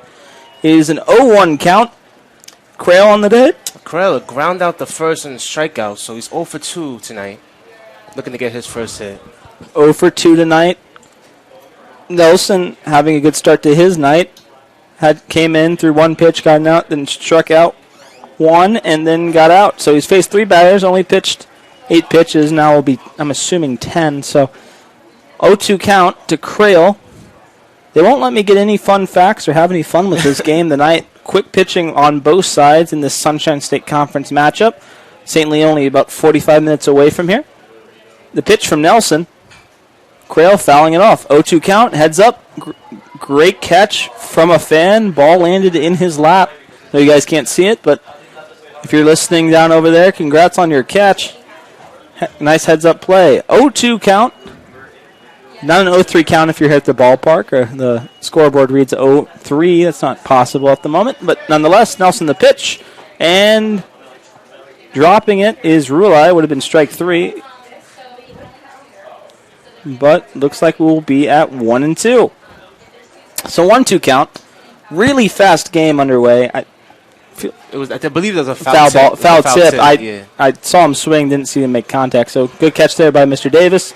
Doesn't much matter. Swing and a miss. Nelson with the second strikeout of the night and be the first out here in the top of the fifth. Next up to bat for the St. Leo Lions is Sparling. Now Sparling 0 for 2 on the night again with 2 strikeouts swinging. Looking to change up his night right here, right now. Nice to see the cheerleaders for the Tampa Spartans making an appearance at the ballpark. Same with Spartacus, our mascot. Feels like a beautiful Friday afternoon here in Tampa, Florida. Nelson, the pitch, fouled off by Sparling. Yeah, I'm loving the attendance here. We don't usually see a lot of people coming out to the Tampa Spartans games, but baseball especially brings out the most. It brings out the most. One of the best teams in the nation consistently year in and year out. Got to give a quick shout out to the number 1 ranked Tampa Spartans hockey team that's taking off in nationals right now. I believe they're up 2-0 in their first game of pool play. Let me see if I can get you an update. We'll have our intern quickly look it up. And Spartans, if I can get a chance. Frank Catalina gets a hat trick, and Spartans, I believe, win by a score of 12-2 in nationals. So their first game of round play, they win 12-2. Spartans doing a fantastic job in their first game. Really, number 1 ranked team in the nation, really looking to do damage up there in nationals for the hockey team. Only lost 1 game on the year. Impressive. So go Spartans, go. But for now, count is 1-2. Back to baseball. Sparling looking to hit. Nelson looking to stop him from doing so. Count is now 2-2. I'll try to take a breath. Mr. Davis? Well, I don't really have anything to say that much. It's a great, great afternoon for the Spartans. Still only giving up 1 hit. So it's definitely a game for whoever wants to win because 2-2 pitch? They're almost identical. So, yeah. That's a strikeout right there. Third strikeout for Nelson. That'll be the second out here in the top of the fifth. But what you're saying, and I basically will be elaborating on, it's a pitching duel between 2 really good pitchers. Herb not doing a bad job at all, just walking a bunch, only really giving up 1 hit, so really nothing to hold his head down for. Obviously, he wants to get away from those walks, but Nelson coming in, picking up where Herb left off, at least when he was pitching well. And he's doing a good job so far. Nelson. Only 1 inning, 3 strikeouts, only 18 pitches so far. So we haven't seen that much, but we will see more as the year goes on. Yeah, it's a foul ball back there. As the game goes on, quick pitching from both sides, from both Beck and from Nelson. So gives us no time to give you any fun facts. We will have a first ever Tater Tot fun fact of the day. We'll do a trivia game in the 7th inning. Also, I was told the marketing department is going to do a fruit roll-up eating contest. Don't know exactly where or when that's going to happen, but we'll make sure we send it on over. We'll give you a little quick play in between the innings. I don't know what inning that will be, but stay tuned for that. Great marketing, by the way. Great marketing. Our school's gotten better and better with each year with the sports marketing here. But the 0-2 pitch, ball in the dirt, 1-2. And Nelson looking to respond to Beck's strikeouts. But like I said, the marketing department doing a great job here. Shout out to Tori and the gang. Shout out to Spartacus. Everyone making this possible. You make our lives easier. Thank you to all the stats teams. Every time we broadcast, it makes our life a bit easier. The 1-2 pitch, swing and a miss. A plethora of strikeouts at the ballpark here in Tampa. Number 1 ranked Tampa Spartans are still tied up against the St. Leo Lions. Going to the bottom of the 5th here on TampaSpartans.tv.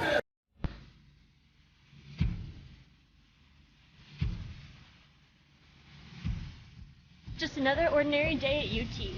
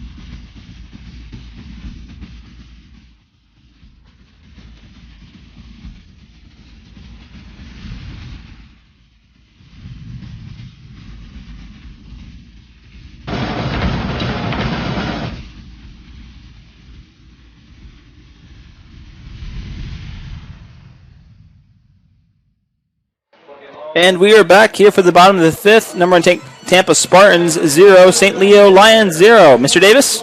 Yeah, and just going back to Beck, it's an excellent performance tonight. And interesting fact, he's actually from New Orleans. New Orleans, Louisiana, my neck of the woods. Well, I say my neck of the woods, soon to be my neck of the woods. A lot of family member over there in Louisiana. So Beck doing a fantastic job, Louisiana native. Any other fun facts before we get going?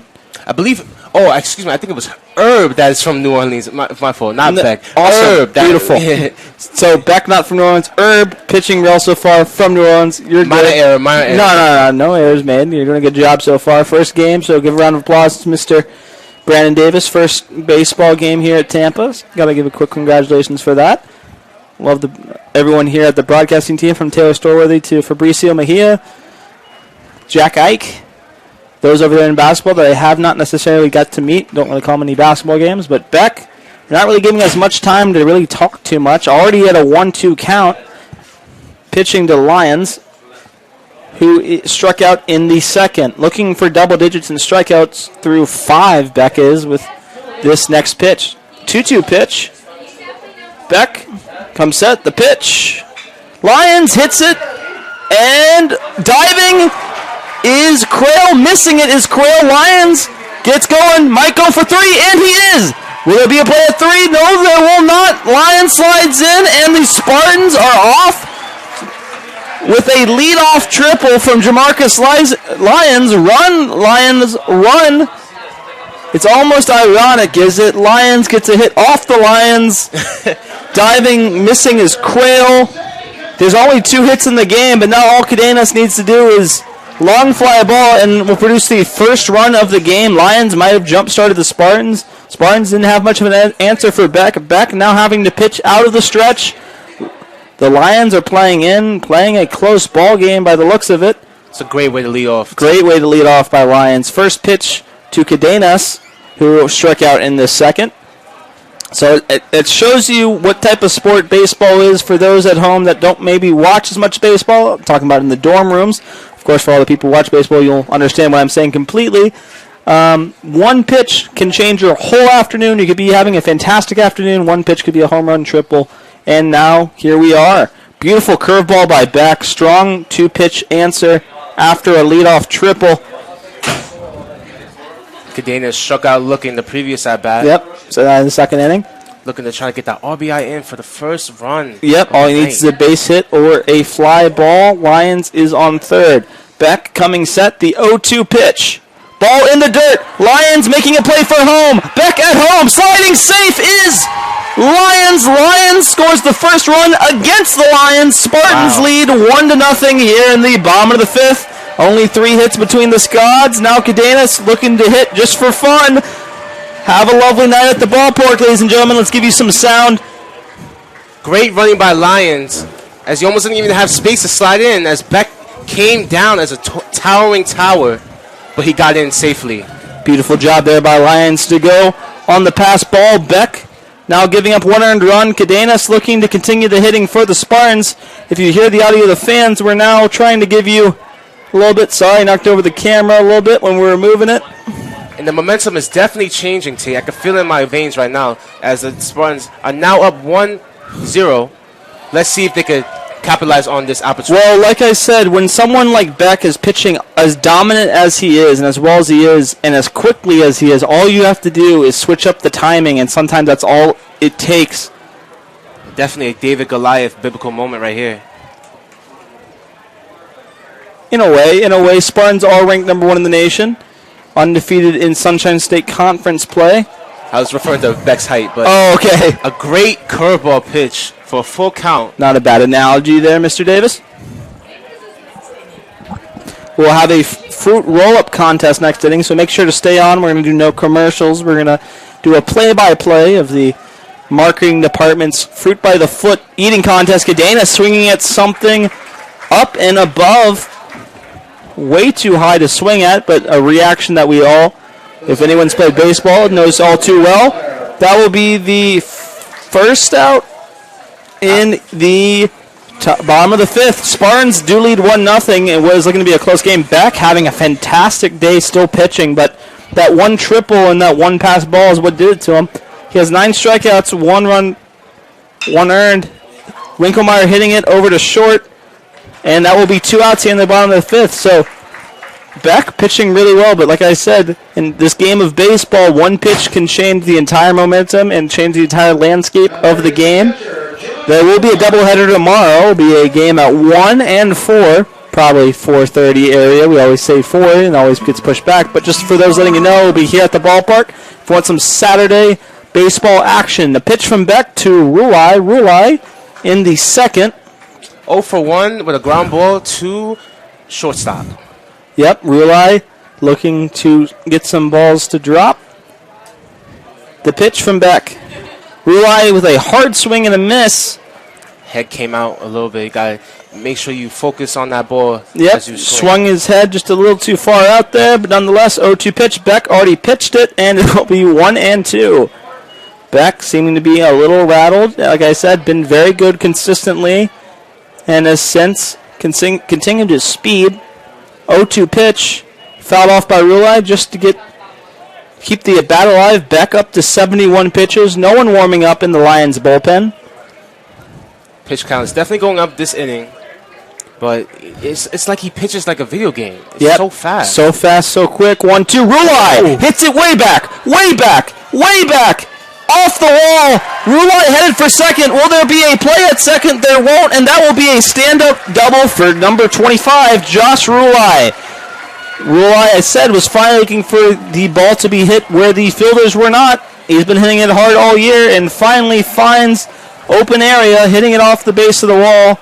And Spartans now have a runner on second with 2 outs. And the St. Leo Lions head coach, or pitching coach, I can't tell from here, but we'll be taking a quick mound visit to discuss with Beck, who's been pitching very well, slowly coming apart here in the bottom of the 5th. Yeah, and that was just a great ball, great contact, right to left center, right in the sweet spot. We almost thought it was going to go out for a second. But yeah, thought how you can carry to it. There was any wind. Had some length on it, definitely. Yeah. But a great way to get to second base. Spartans fans are loving this bottom of the 5th. Very active 5th inning for the Spartans, only scoring 1. Spartans usually don't play this many close games, but with Sunshine State Conference battle in play, you never know what happens at the ballpark. Yeah, but the Spartans, the last game they had 15 hits, so it's definitely not abnormal for them to. It definitely is abnormal for them to have a less amount of hits. Which we're referring to. The Spartans swept the last part of the spring break series against, now number 12 Nova Southeastern, 9-3, 7-5, and 9-6. So, huge sweep of the Sharks over there at Nova Southeastern. Spartans, number 1 in the nation, looking to continue. Beck looking to try to answer the Spartans and was doing a very good job at one point, striking out 5 in a row, but has since given up a triple and a double and threw a wild pitch for a run. So the pitch from Beck will be a strike to Lala. Lala on the day, Mr. Davis. 0-2 with 2 strikeouts swinging. But now he has an opportunity to get runs batted in with Rulai at second base. It'll be interesting to see what happens. Let's find out right here, right now. Pitch to Lala will be a ball high, count 2-1. Really interesting game between these two teams. Obviously, anytime you play the number 1 team in the nation, they will be trying anything in their power to knock number 1 off the top of the mountain. Breaking ball there by Beck. Beck's had a fantastic breaking ball all day. Count now 2-2 with 2 outs. Rulai is on second.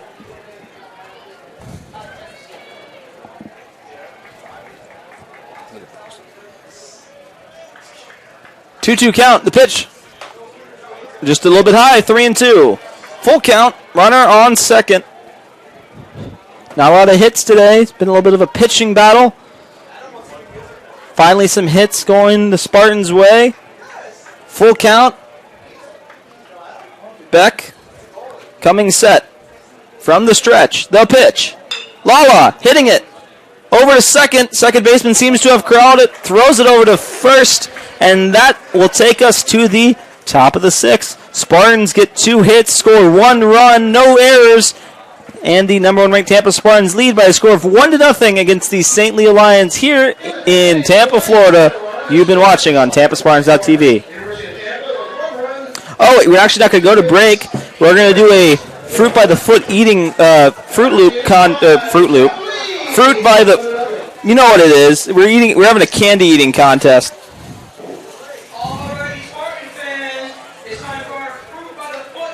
Fruit by the foot contest.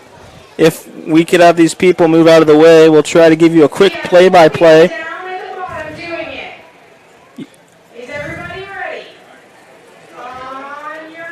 Here we go.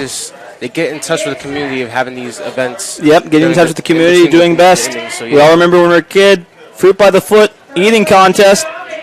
We have a black shirt, a green shirt, and a red shirt. Black shirt off to a fantastic lead. Red shirt hasn't even started yet. Green shirt is catching up. Go, go, go. Black shirt winning. Black shirt winning. And before the two could even eat it, it looks like black shirt's going to take a resounding win. He's getting a little cocky here.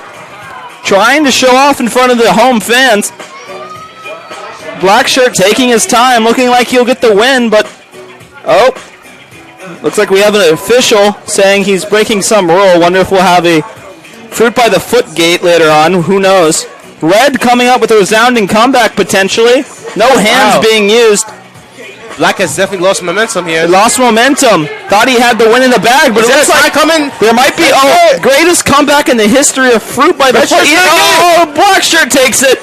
Knew it all along. Oh, wow. We'll be back after these commercials here on TampaSpartans.tv. Oh, they give it to the red shirt. Oh, they give it to the red shirt. I was super confused. Is it when they finish it? The ruling is confusing. Yeah. But the red shirt wins. And we will be back for the top of the 6th, which we are already there. So, beautiful. Little bit of fun here at the ballpark. Doesn't hurt nobody. So, number 7, Wyman's up for the Lions. With a fly out to center field. I need to get an understanding of that ruling on the fruit by the foot. Sorry to cut you off. You're saying good stuff there, but I thought the red shirt, how did he win? I think it's because the wrapper, he didn't have the wrapper. So he's supposed to do without the hands. Without the hands. Okay. He didn't have a Got wrapper. you. So red shirt winning. Spartans are winning 1-0.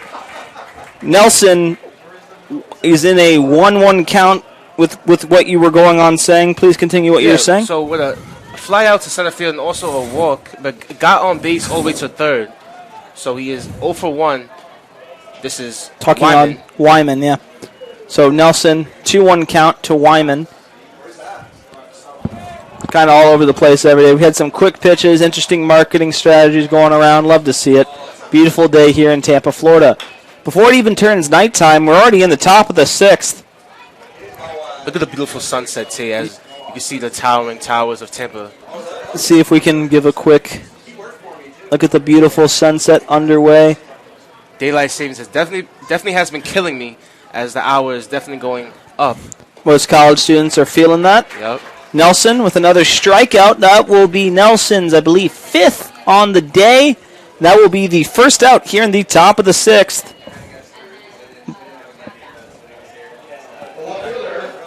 Oh, bottom of the 6th. It has top of the 6th on our stat sheet. Apologies, we should know that. We're at home. Bottom of the 6th. No, top of the 6th. Top of 6, yeah. Yeah, what are we doing, Daniel? Oh, you mean on the camera. Okay, my bad. Shout out to Daniel.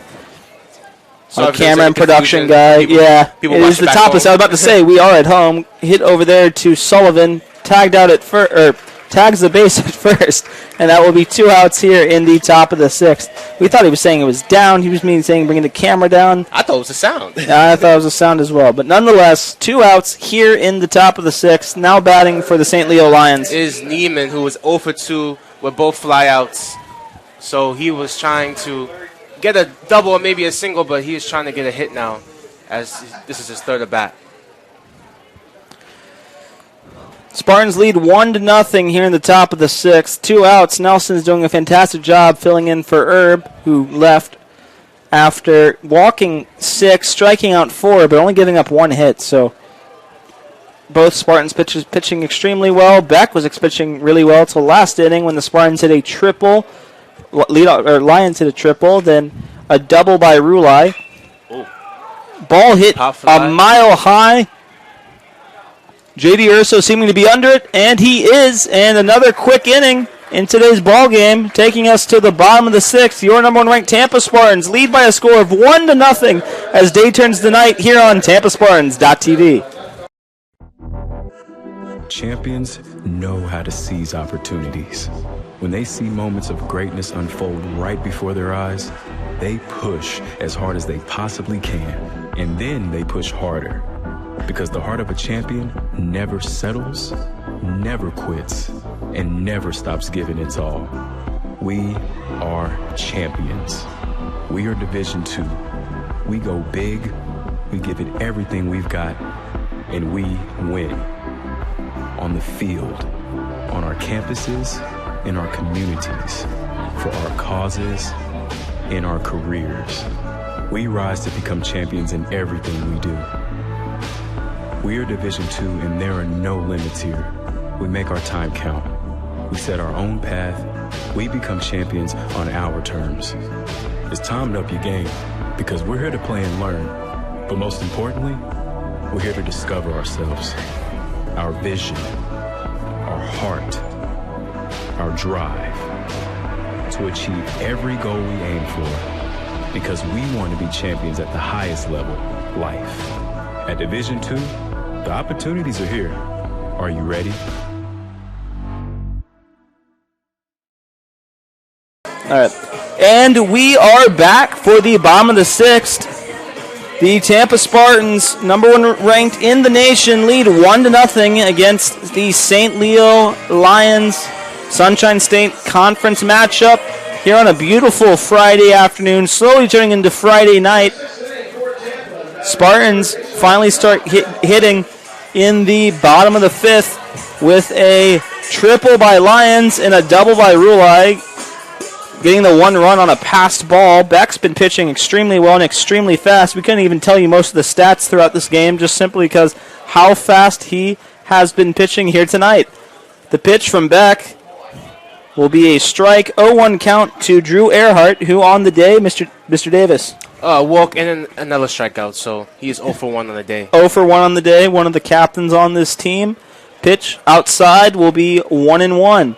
Drew playing third base today, often catches. He's all around athlete, Tate. As we know, many Spartan players here, they play multiple positions. Check swing. Did he go? Yep. Yes, he did. Home plate umpire says he did. Count will be 1-2.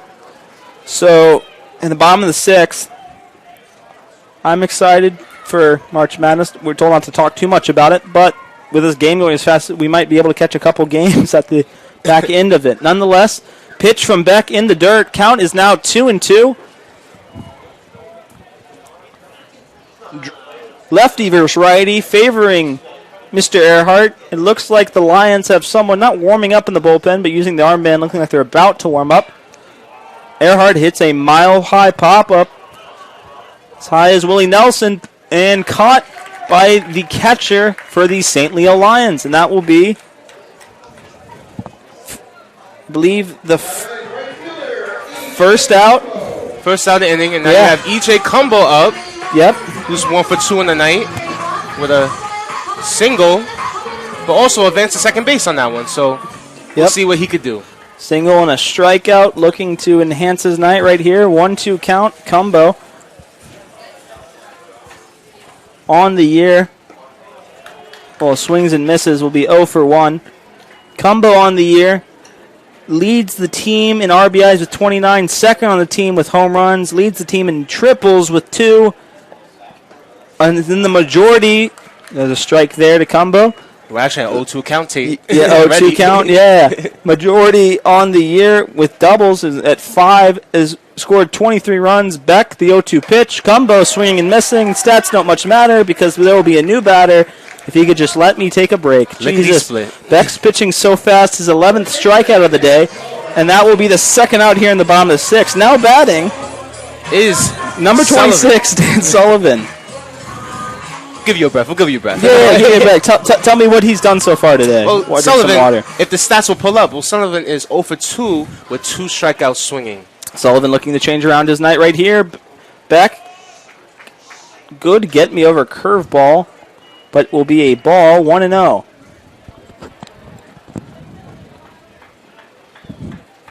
We mentioned Sullivan's height and Beck's height.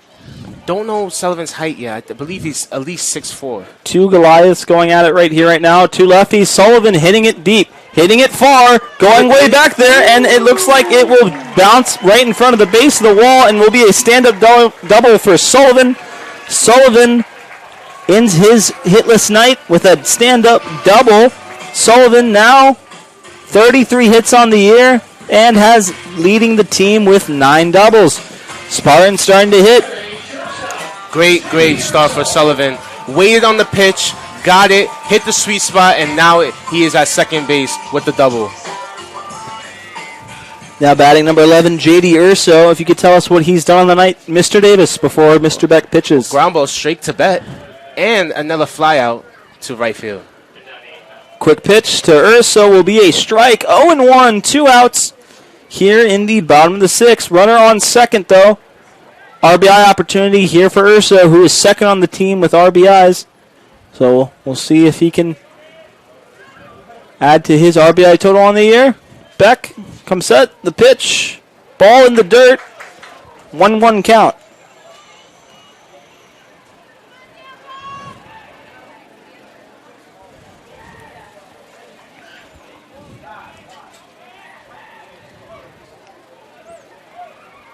One count. They slowly turning the night as we are here in the bottom of the 6th. There are 2 outs. There is a runner on second. The pitch, breaking ball that didn't break. 2-1 count. Only 5 hits in today's game. Only 1 run scored.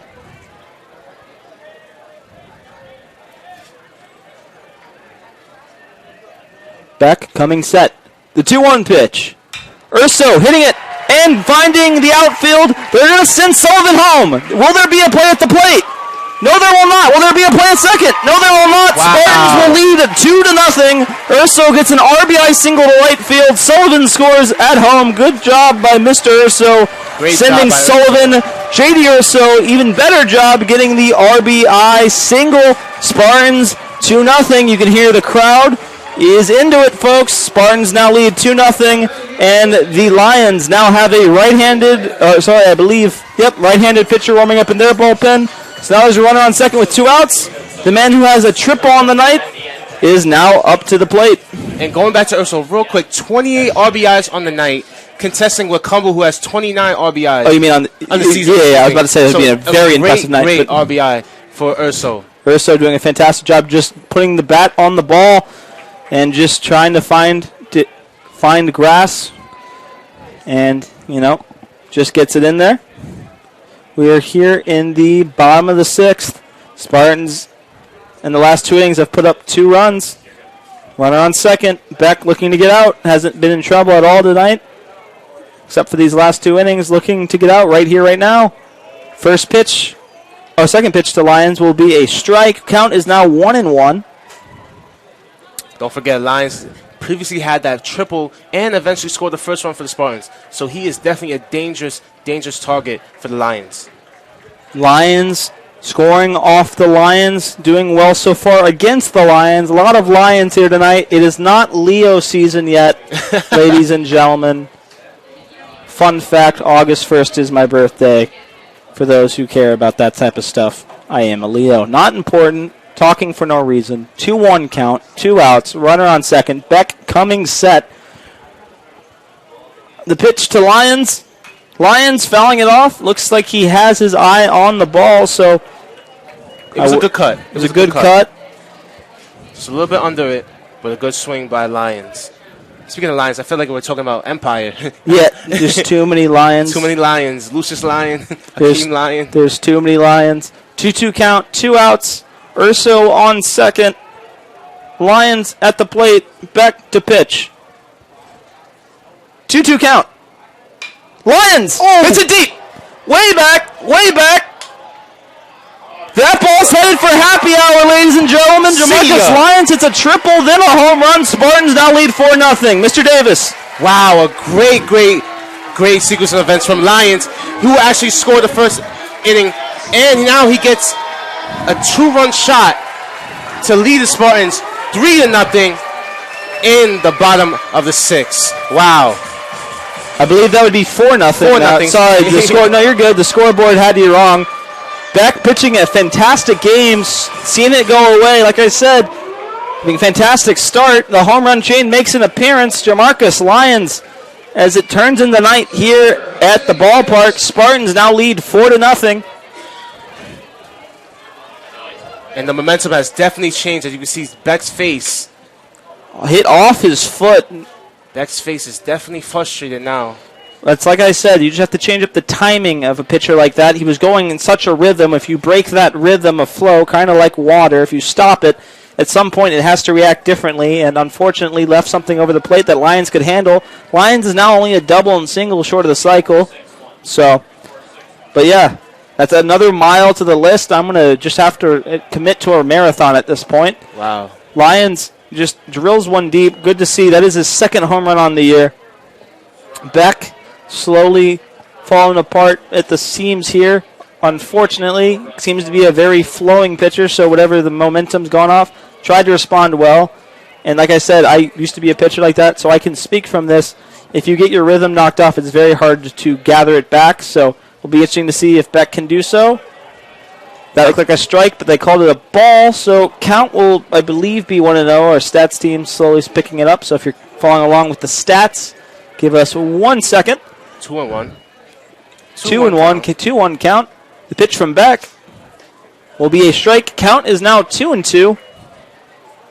And going back to what you were saying, as you were a previous pitcher, you know baseball is mental. So yeah, it's all about it's a mental game, and he was on one. It was very mentally strong, and then had one or two things happen. And again, still has pitched very well today, but that just shows you how a few pitches can change your night. Cadenas hits one deep. Going back in the glove of Crail. The bottom of the 6th. Now we're headed to the top of the 7th. Spartans put 3 on the board. Urso with a single for an RBI, and Jamarcus Lyons with a massive home run to left field. Your Spartans put up 3 hits, no errors, as we head to the top of the 7th. Number 1 ranked Tampa Spartans lead by a score of 4-0 here in beautiful Tampa, Florida, against the St. Leo Lions on TampaSpartans.tv.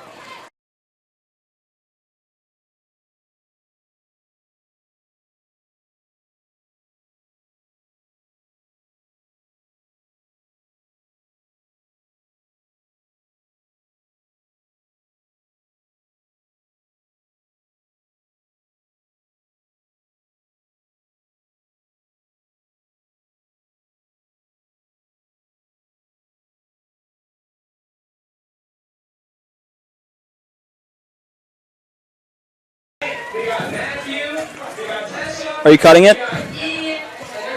We are here. We're going to do a chubby bunny eating contest. It's an all-out marketing event here at the ballpark tonight. We've had a corn eating contest here. We've had an apple picking contest. We've had a fruit by the foot eating contest. Now we're going to have a chubby bunny contest. And we're on our way. Okay, left has 3. Girl on the right, I believe, also at 3. Now she has 4. Guy in the middle has 5. Has emptied the cup. I don't know how we decide a winner. I can't hear them, so I'm going to guess. Don't need the ruling. Okay. Oh, spitting out. There's the girl. Oh. All right. Yeah. No one wins. All right, and we are back to baseball. I thought there would be a winner announced. Can't really figure out who won, but love to see the kids enjoying a Friday baseball game here in Tampa, Florida. Ground ball over to Urso. Urso trying to do a beautiful backhand. Ball bounces through. Don't think that's an error. Not sure. That's definitely. Don't believe that's an error. I would give that an error personally. I think. You think so? I don't think so, Tate. The chopper just got past him. I think it's a hit. I think that's an error. I don't want to dog Urso. It's a tough one up here in the booth. We can't decide. They're going to give him a hit. Well, that's the reason why I win the booth, Tate. That's the reason why we are in the booth, but I don't know. I don't know if he would have got I think the reason why it would be a hit is because I don't think he would have made the play even if he got him. Close play at first. I'm not trying to dog Urso there. Just thought maybe it was chopped. Thought he might have a better play, but nonetheless, I think it was going to be a close spot anyway. So they gave him a hit. As we have Nunez up. Trovinger on first base. Nelson with the pitch.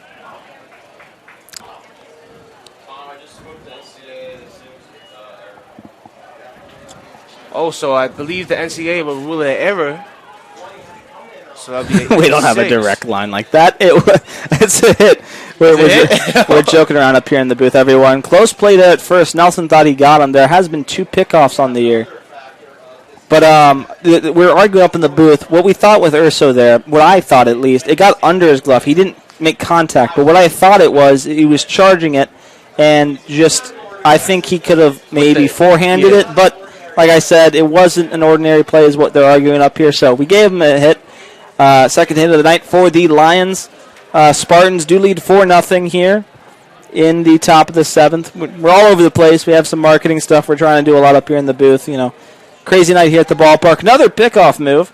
Not getting anything, but if you could tell me what Nunez has done here today. 0 for 1 with a walk, and it got to second, and another strikeout for him. So he's definitely hasn't had contact with the ball yet, but he's trying and still remains hopeful. For the sliding time for the third time over, the training staff will take a quick look at Trovinger at first base.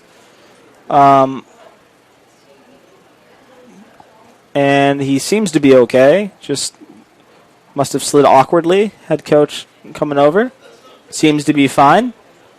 Shoos them off quickly, and more back to baseball. Runner on first is Trovinger. Does he have any stolen bases on the year, Trovinger? Mr. Believe Davis? Yes, actually. Only one. Only one. Good pitch by Nelson. Only one, so has stolen a base. Is that his only attempt? He's 1 for 1? He's 1 for 1. 1 for 1. So Trovinger has stolen a base successfully on the year. They've thrown over a couple times, thinking he's done more than once. But anyway, Nelson, the 1-2 pitch. Ball in the dirt. Rulai with a nice block. Count will be 2-2. So Spartans lead 4-0. It's already the top of the 7th. Believe it or not, we started this game at 6, so a very quick-paced game so far. We could only be so grateful if this was tomorrow's doubleheader. Those ones can be long, folks. Be prepared. Starts tomorrow at 1, and then we turn right back around at 4:30 area for Game 2 here in Tampa between these two teams. Nelson, so far, pitched 3 innings, 1 hit given up, 5 strikeouts, no walks through 31 pitches, so a fantastic stat line for him. Herb, not even really having that bad of a stat line in his own right, started off the game. 3 innings pitched, 1 hit, almost identical stat lines, minus the 6 walks that he had and 4 strikeouts. And the 74 pitches. So, good pitching all around from both Spartans. Beck was doing a fantastic job for the St. Leo Lions, but has since in the last 2 innings come apart with giving up a home run, a triple, and a double. So, there's a 3-2 count. Nelson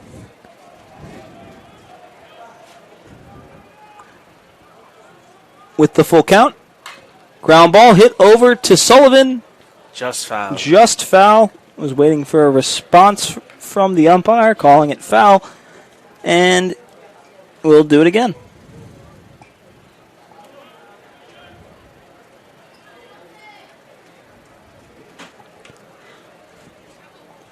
Nunez not looking to go down without a fight. Nelson trying to end it right here, right now. Trovinger takes his lead. Nelson looking in, coming set. The 3-2 pitch. Foul down the right field line, and we'll do it again. A battle ensuing here in Tampa, Florida. Nelson versus Nunez.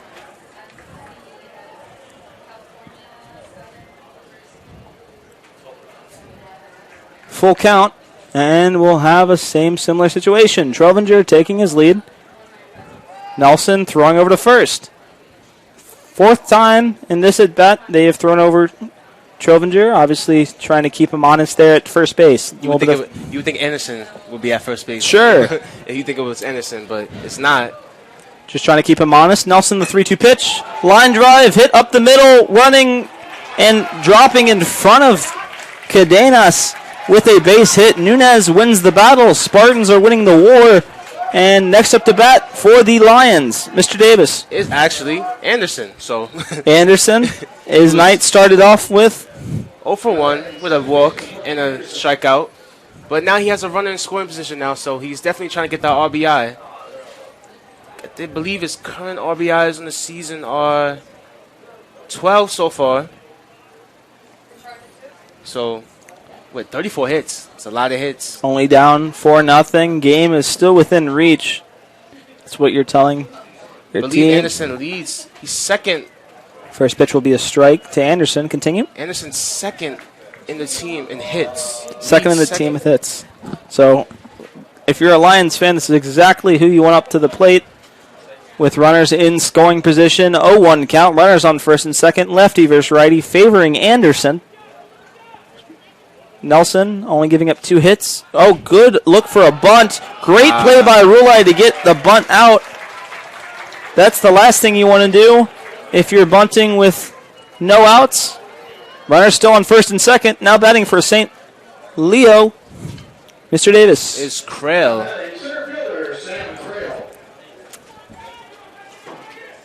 Krell. 2 walks and a fly out to left. So he's definitely trying to get on base. Speaking of getting on base, he actually has 17 stolen bases on the season. So that's great for him. Don't know if they'll steal right here, but good stat nonetheless, Mr. Davis. Something to look out for just in case they do decide to double steal. Nelson hits it down the line. Just foul. Could have been dangerous for the Spartans. Luckily went foul. 0-1 count. 1 out here in the top of the 7th. Spartans looking for win number 21 and the 7th conference win of the year. Boy, that would have been a double for sure. That would have been Krell actually leads the team in doubles. Yep, so wouldn't have been something unusual. Righty warming up in the bullpen for the Lions. Pitch from Nelson. Krell hitting it foul. I'm assuming heads up on Cass Street, but don't know. Couldn't see where it went. Nonetheless, count will be 0-2. Runners on first and second. 0-2 count. 1 out. Nelson, righty versus lefty matchup, favoring Krell. If we're just going off lefty-righty. Nelson coming set. Runners take their lead. The pitch. Ooh, ball just a bit outside. Runners advance to second and third, and the Lions are knocking on the door looking to score their first runs of the game. Nelson looked like he just lost his footing. Good news for him, though. Count is still 2 strikes, or I believe it's 1-2. Unless we're waiting for that to be updated. I believe he lost grip on that last pitch. Yeah, I think he just put his footing down in the wrong spot. It happens every now and then. This is part of pitching when you're on a dirt mound going straight down, but I believe we had a 1-2 count. Looking at 2 different things, so I'm going to go ahead and believe the scoreboard's correct. So 1-2 count, runners on second and third. Krell up to the plate, pitch. And see you later, Krell. That will be the second out here in the top of the 7. Nelson comes up big in a big spot with his 6th strikeout of the day. Second out here in the top of the 7th. Now up to bat for the St. Leo Lions. Mr. Davis? It's Sparling, number 44, who is, again, 0 for 3. He's one of the only Lions. Yep, golden sombrero on the night. 3 straight strikeouts. 3 straight strikeouts, yeah. He's definitely trying to get a hit as the Lions only have 3 hits on the night. But they are in good scoring position here to get at least 1 run. 0-0 count. Nelson, runners on second and third, looking to stop the damage from even happening. Swing and a miss there by Sparling. Sparling, a single, I would imagine, score 2 and cut this deficit in half. Currently, score still reads 4-0.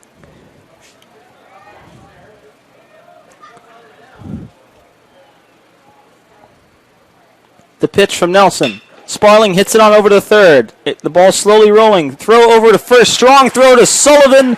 And no runs have scored. Believe 1 or 2 hits. No errors. As we head to the 7th inning stretch, your number 1 ranked Tampa Spartans lead by a score of 4-0 as it officially Friday night here in Tampa, Florida against the St. Leo Lions on TampaSpartans.tv. College sports. There's light at the end of the tunnel. A return to normal, and all we love about sports. You've instilled resilience, focus, and selflessness in us. We've put those lessons to work. We've found strength and unity in each other. You continue to take us places we never imagined. You bring out the best in us. So when we look forward, we see the light at the end of the tunnel. We see a better world for all of us and for college sports.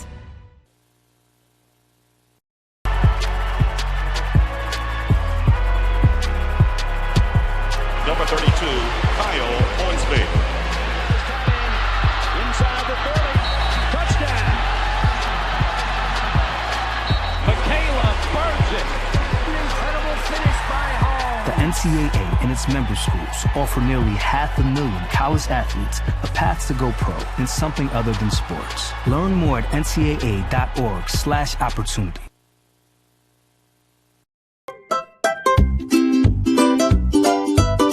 What do you get when you take your favorite food and stuff it inside a pocket of homemade dough? Cooked perfectly until golden brown. It's a mouth-watering empanada from Mr. Empanada.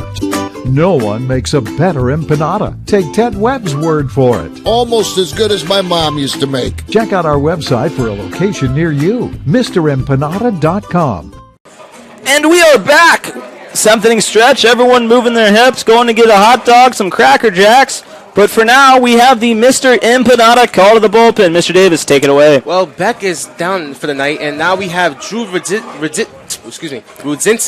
the 6'3" right-handed pitcher from Downs, Illinois, went to Tri-Valley High School, and now he will relief pitch for the Lions. Lions bringing in a new pitching. Spartans finally figuring out Beck. Beck's end stat line we should bring up.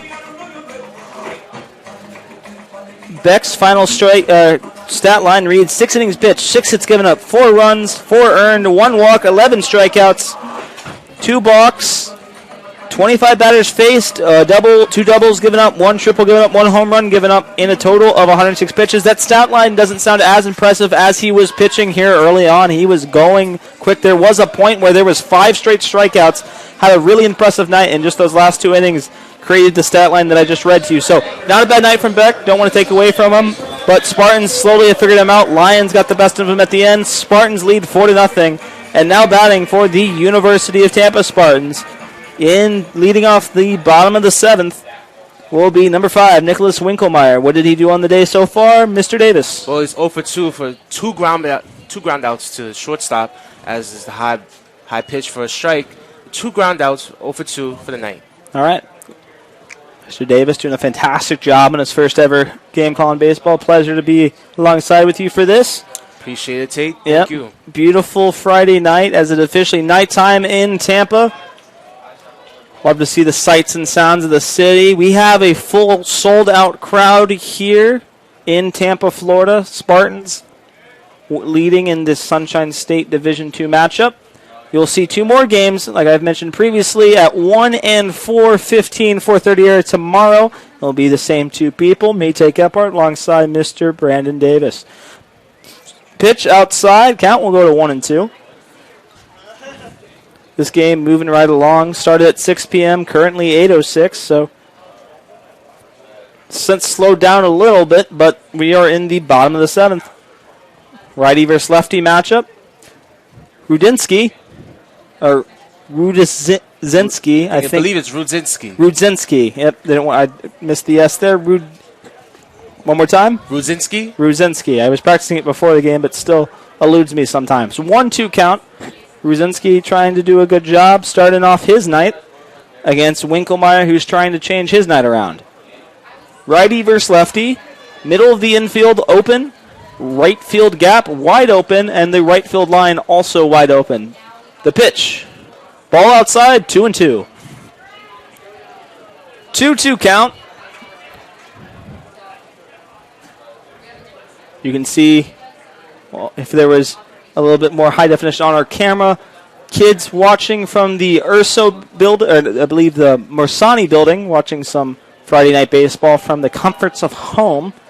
Always jealous of them my freshman year when they had that building opened up where they could just sit in their rooms and watch some Friday Night Baseball.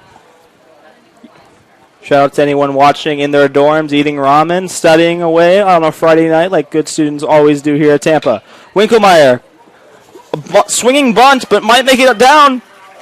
Does not, and that will be the first out for Rudzinski on the night, and the first out here in the bottom of the 7th. Winkelmeyer made it close, but close doesn't mean anything except for horseshoes and hand grenades. 1 out here in the bottom of the 7th. Next at the bat, the man who has a double on the evening, number 25, Josh Rulai.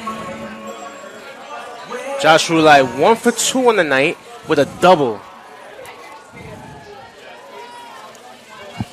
Righty versus righty matchup ensuing. First pitch to Rulai will be a ball, 1-0. 1-0 count.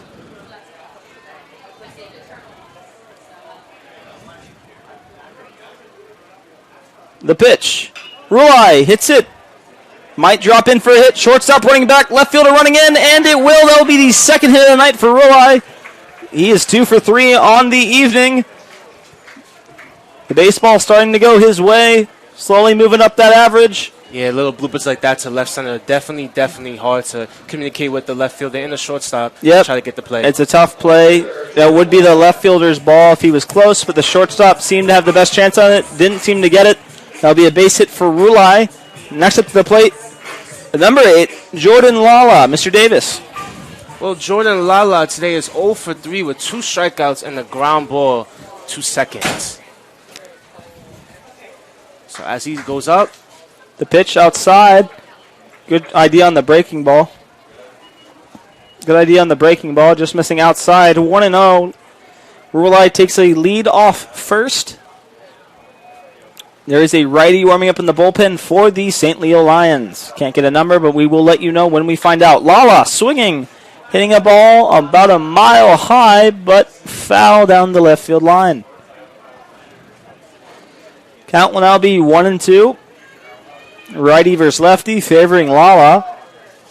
Like Mr. Davis mentioned, Mr. Lala is hitless on the day, looking to change his night around. Very rarely you'll see Lala hitless, but will be the third pitch, or fourth pitch to Lala, I guess, with the foul ball. Count will now be 1-2. So Rudzinski coming in, doing his job as a reliever. Only giving up the one blooper hit to Rulai so far. 1-2 count. Looking over at Rulai is Rudzinski. The pitch. Lala hits it deep, way back, center field. At the warning track, or in front of the warning track, is Crail, and that will be the second out here in the bottom of the 7th. Thought it had a little bit more jump to it. Lala slowly hitting. Wouldn't be shocked in his next at bat he gets a base hit.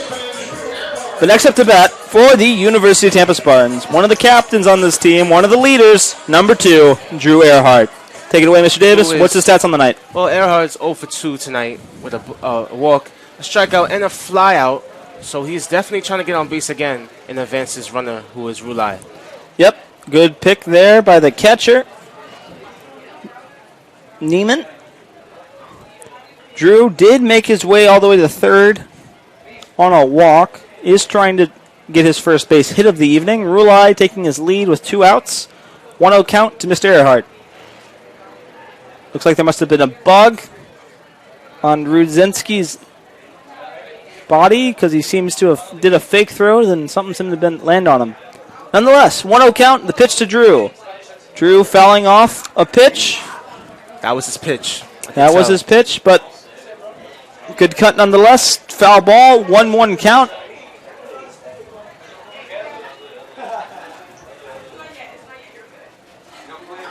One count, 2 outs. Rulai taking his lead. Rudzinski coming set. And the pitch.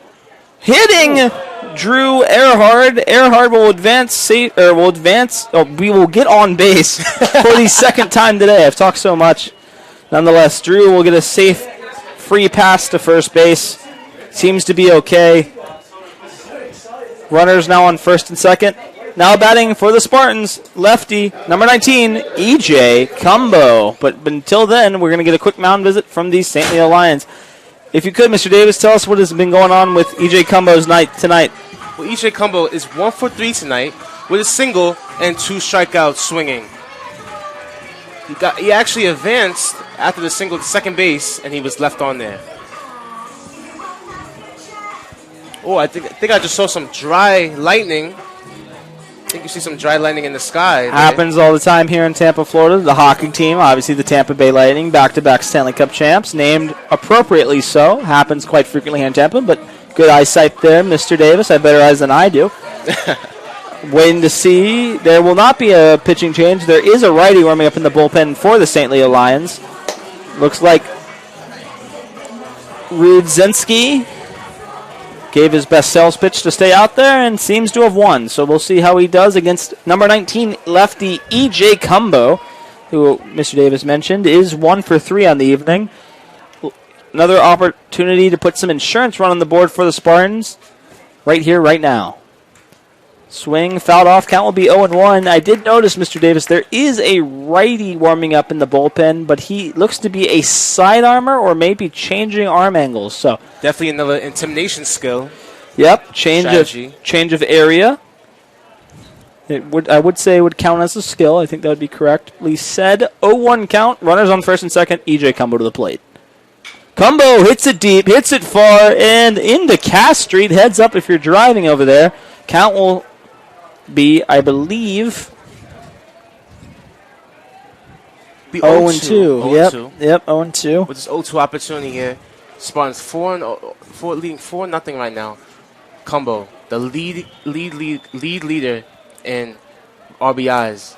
Yep, the team leader in RBIs. I think also might be the league leader as well. I believe. Yep, you check that. And Cumbo, second on the team in home runs. Believe also leads in triples. Lions did get one today. Lions, my MVP of the game so far. It was Beck early on, and then it turned to Lions with the triple and the home run. 1-2 pitch, runner on first and second. 2 outs. The pitch to Cumbo will be in the dirt, and the count will go to 2-2. Didn't mean to do that ASMR there. I was drinking some water. Apologies, everybody. 2-2 count. 2 outs. Runners on first and second. Cumbo. Pitch will be 3-2. Nice pitch by Rudzinski. A ball inside, but he did not bait for that one.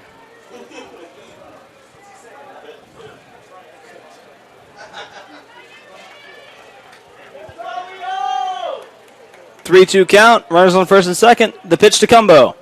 Cumbo swings way back there into the glove of the right fielder for the St. Leo Lions. Sparling, and we will be taken to the top of the 8th. A beautiful night here in Tampa, Florida. The number 1 ranked Tampa Spartans lead by a score of 4-0 against the Sunshine State Conference rival, the St. Leo Lions, here on TampaSpartans.tv.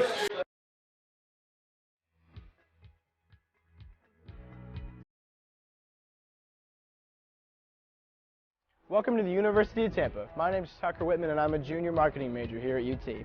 Today we're going to look at some of the highlights of our beautiful Riverside campus here in downtown Tampa. We'll start at Plan Hall.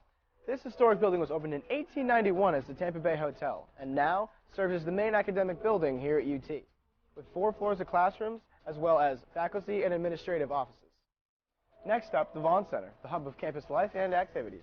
This multi-purpose building includes the campus bookstore, our primary cafeteria plus an additional food court, a theater, as well as offices and meeting rooms for student organizations.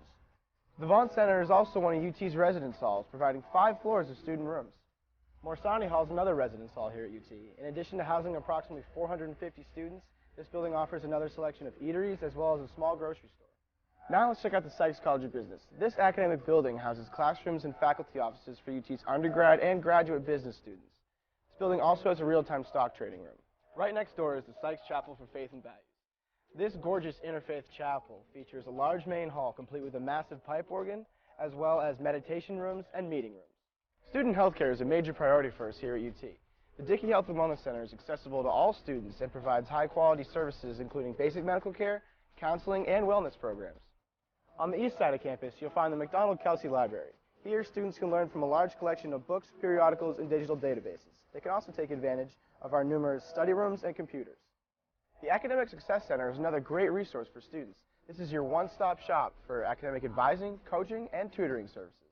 Whether you're a seasoned athlete or just want to shoot some hoops, the athletic facilities here at UT are hard to beat. So tiring. I only had a bag of Skittles and no water.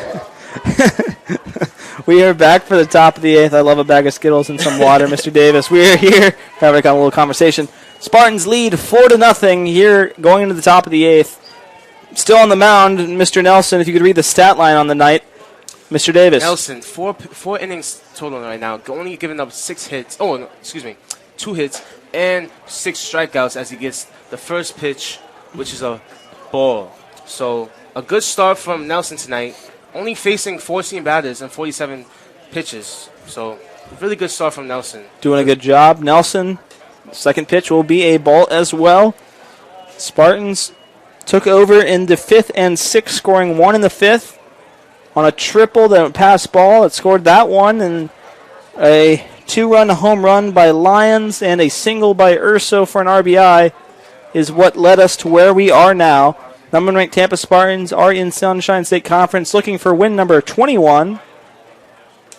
21. And looking for conference win number 7. What were you going to say, Mr. Davis? I was trying to just relish off of you. No, you're good. Apologies. 20 and 2, turn up the volume 6-0 in the conference. So 20 and 2, 6-0 in the conference. So definitely want to capitalize on this win and get the 21st win of the season. Yep, keep it going as they've been going. There was a point in the year they've won, I believe, 15 in a row and then lost 1, but doesn't really much matter at the end of the day. They've been pretty dominant all the way through this year, winning every series they've played so far.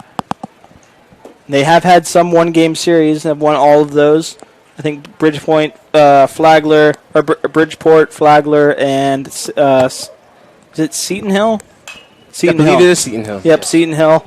So they won all 3 of those one-game series, most of them around spring break time. They were on a 16-game homestand until they went to Nova Southeastern, where they swept the Sharks, which was a huge matchup between a top 10 opponent in the nation, and they took all 3 games. So Spartans on a roll here at home. Nelson trying to make a soccer move, looking to kick it. Urso throwing over to Sullivan, and that will be the first out here in the top of the 8th.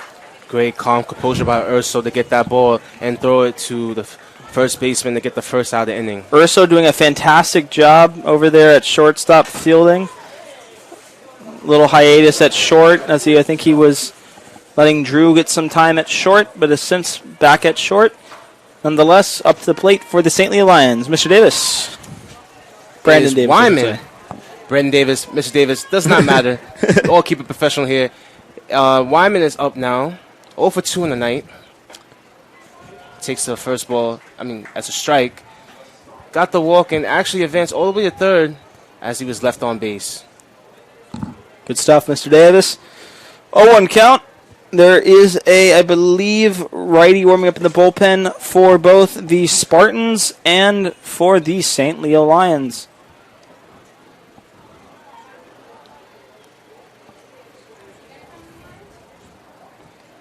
Nelson, 1-1 pitch. Hit deep, way back. Left fielder running after it. Cadenas running after it. Doesn't much matter. As lightning strikes, so does the Lions. The score is now 4-1, and the game has suddenly become a save opportunity. Nelson makes his first mistake of the night. Still pitched extremely well. Interesting to see how he will respond.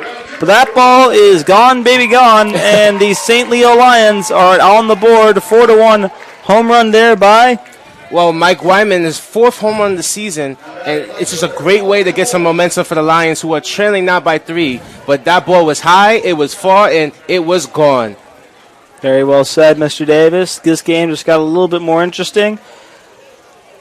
Spartans, Dalton Ross warming up in the bullpen, one of the clutch relievers on this team. Nelson doing a good job, even better job if they can get this out right here and off the netting. So count will be 0-1.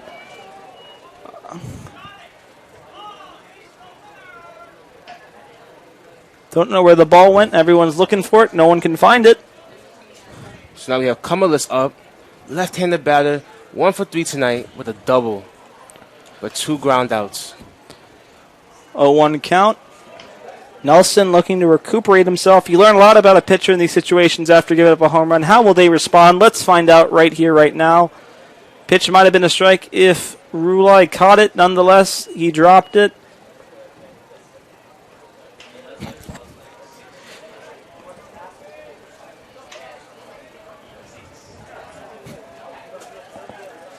Nelson with the 1-1 pitch. Hit, foul again. Count will be 1-2. What's the stats on the night again? Well, Cumulus, 1 for 3, 2 ground outs, and a double. Double. Only advanced safely to second. I believe that says they're in the 3rd inning. So Lions looking to create some form of momentum here late.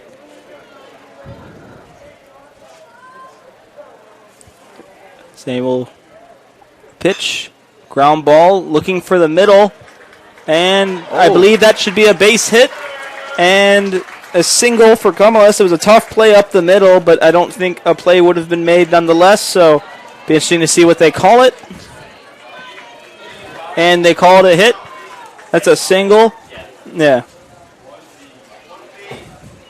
Well, Cumulus with an on-base percentage of .315 that definitely gets bumped up, yeah. Lives up to his statistics and gets on base.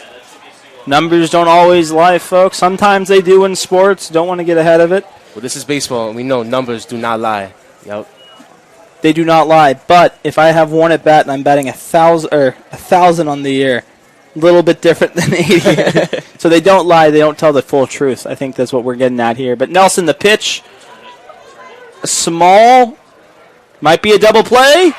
Calling him safe at first. Oh, we thought we were out going to the bottom half of the inning, but... And Neiman was actually confident before he even tagged on the base, looked at the shortstop to see if he was going to be safe, and he indeed was safe. Yep, 2 outs. He is. We have Neiman on first, correct? Yes. And Neiman's on first. And we had Trovinger up. Trovinger 1 for 2 on the night. As you know, definitely a promising start from him and a great performance from him tonight. As he's up against Nelson. It's been like a week and a half, so it's good. First pitch to Trevinger will be a ball high, 1-0, runner on first. Mr. Davis. And previously, Trevinger had a walk, a ground ball, and a single, but also advancing to third. Advancing to third twice on the evening. You see the dry lightning Mr. Davis mentioning earlier on. Ball high will be 2-0. Runner on first base is Neiman. They will maybe have a pitching change or maybe just a quick mound visit. We'll be waiting to find out who will be either coming in or if Mr. Nelson will be staying in. We'll find out here. Spartans did give up the 1 home run. There have been 2 home runs in today's games. Lions. And then we had Wyman, both to left field. Most of these games, since the Spartans are so heavily left-handed batters, usually to right field. So you see something new at the ballpark every day. The umpire says, well, your mound visit's up. A new thing you see, only really short mound visits. Will they have a pitching change? No, I think it's just a little pep talk, trying to get him back into the game mentally. Coach talking to the umpire. Sure, it's not about Mr. Empanadas. By the way, if you want to go get an empanada, my professional recommendation, Mr. Empanada, one of my favorite mascots and food places here in Tampa, Florida. Great promo ad. Nonetheless, Nelson stays in, and it will be a righty versus righty matchup as Neiman takes his lead. 2-0 count. The pitch. Almost hitting Trovinger. Neiman will advance to second. Not what you want out of a mound visit. Count 3-0. Runner on second. This league may get cut in half with a single. So 3-1. I'm looking at 3-1. Scoreboard says 3-0. Nonetheless, there are 3 balls. The pitch from Nelson doesn't much matter. It'll be ball 4. And we will have Trovinger walking over to first. The tying run will head to the plate, and that will be what, Mr. Davis? And what's his stats? That will be Nunez, 1 for 2, with a walk, a ground ball. But here's the thing, though, T. Here's the thing, though. Okay. That was Nelson's first walk of the night. First walk of the night? Definitely held it down, and now Urso. Well, Urso's going to probably create a call to the bullpen. We'll see who's coming in. Let me take this one. I believe one of my best friends will be coming into the game. Yep.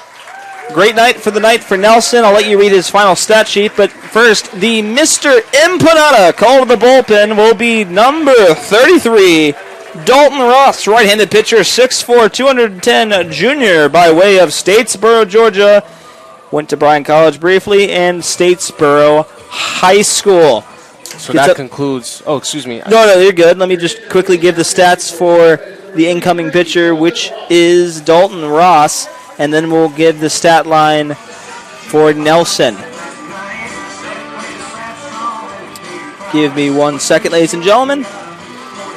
As country music plays throughout the ballpark, Dalton Ross, 10 appearances, 3-0 on the year, 2 saves, 17.1 innings pitched, 8 hits given up, 1 run, 1 earned run given up, 5 walks, 27 strikeouts, strikeouts per 9, 14.02, and his ERA is an astounding 0.52. You can't even buy gum with that number.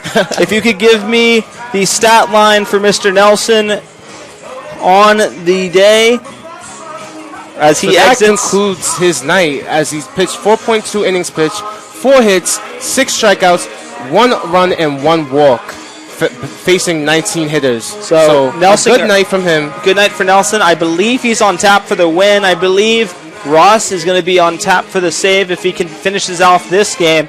Ross does have 2 saves on the year, so they do trust him in save opportunities. Has that sidearm motion. The side-handed swiper, I call it. Yep. Fantastic pitcher here for the Spartans. Believe it or not, I always mention this, and he always says it's okay to mention. He hurt one of his fingers in a sawing, I believe, table sawing accident. Actually cut off half of one of his fingers, so puts that pressure on the ball just a little bit differently than most sidearmers do. Actually had to reteach himself how to pitch. Wow. Pitching sidearm and doing it at the college level as well as he's doing it is a story that needs to be shared. Well, it's a story, but also it's facing adversity, and that's the beauty of the story. Guess what? He was back on the table saw a week and a half later, what he told me after that, and that you would never see me say that again. I'll try to refrain from saying the story every time, but an impressive person, an even impressive story, and an even better pitcher. Also a great dude. Nonetheless, you'll always see him bringing the balls to the umpire when he's not pitching on his days off. An all-around great team player, great player, one of the people you want on your team. Former Savannah Banana, so has pitched in a kilt before. Fun fact. Only team to ever do that, but if you want to look up that, go to Savannah Bananas, obviously. But obviously, when you check out Tampa Spartans Sports, go to Tampa Spartans on Instagram, Twitter, Facebook, and wherever else we have the platform, like on YouTube. Ross's first pitch will be a strike. 0-1. Runners on first and second up to the plate for the St. Leo Lions. It is Nunez who walked, struck out, and a ground ball a single to right field. Center field. Made a mistake there. Nah, you can make mistakes. You're doing a great job so far. 1-1 count, 2 outs, runners on first and second. Ross looking to come in and close the partly shut door that Nelson left for him. Great pitch there by Ross, painting the inside part of the plate.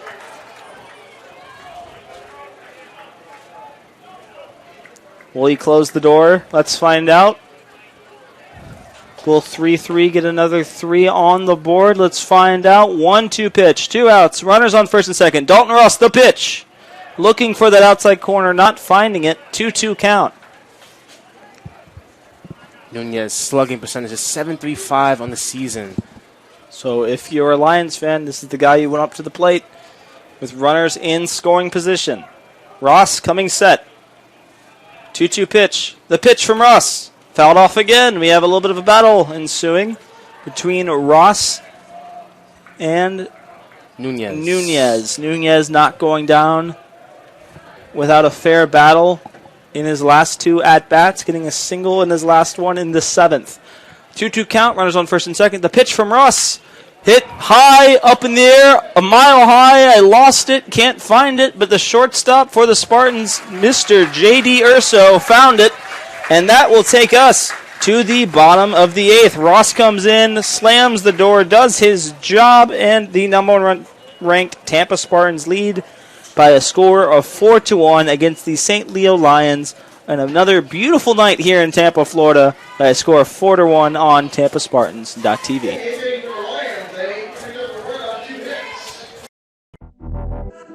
Champions know how to seize opportunities. When they see moments of greatness unfold right before their eyes, they push as hard as they possibly can, and then they push harder. Because the heart of a champion never settles, never quits, and never stops giving its all. We are champions. We are Division II. We go big, we give it everything we've got, and we win.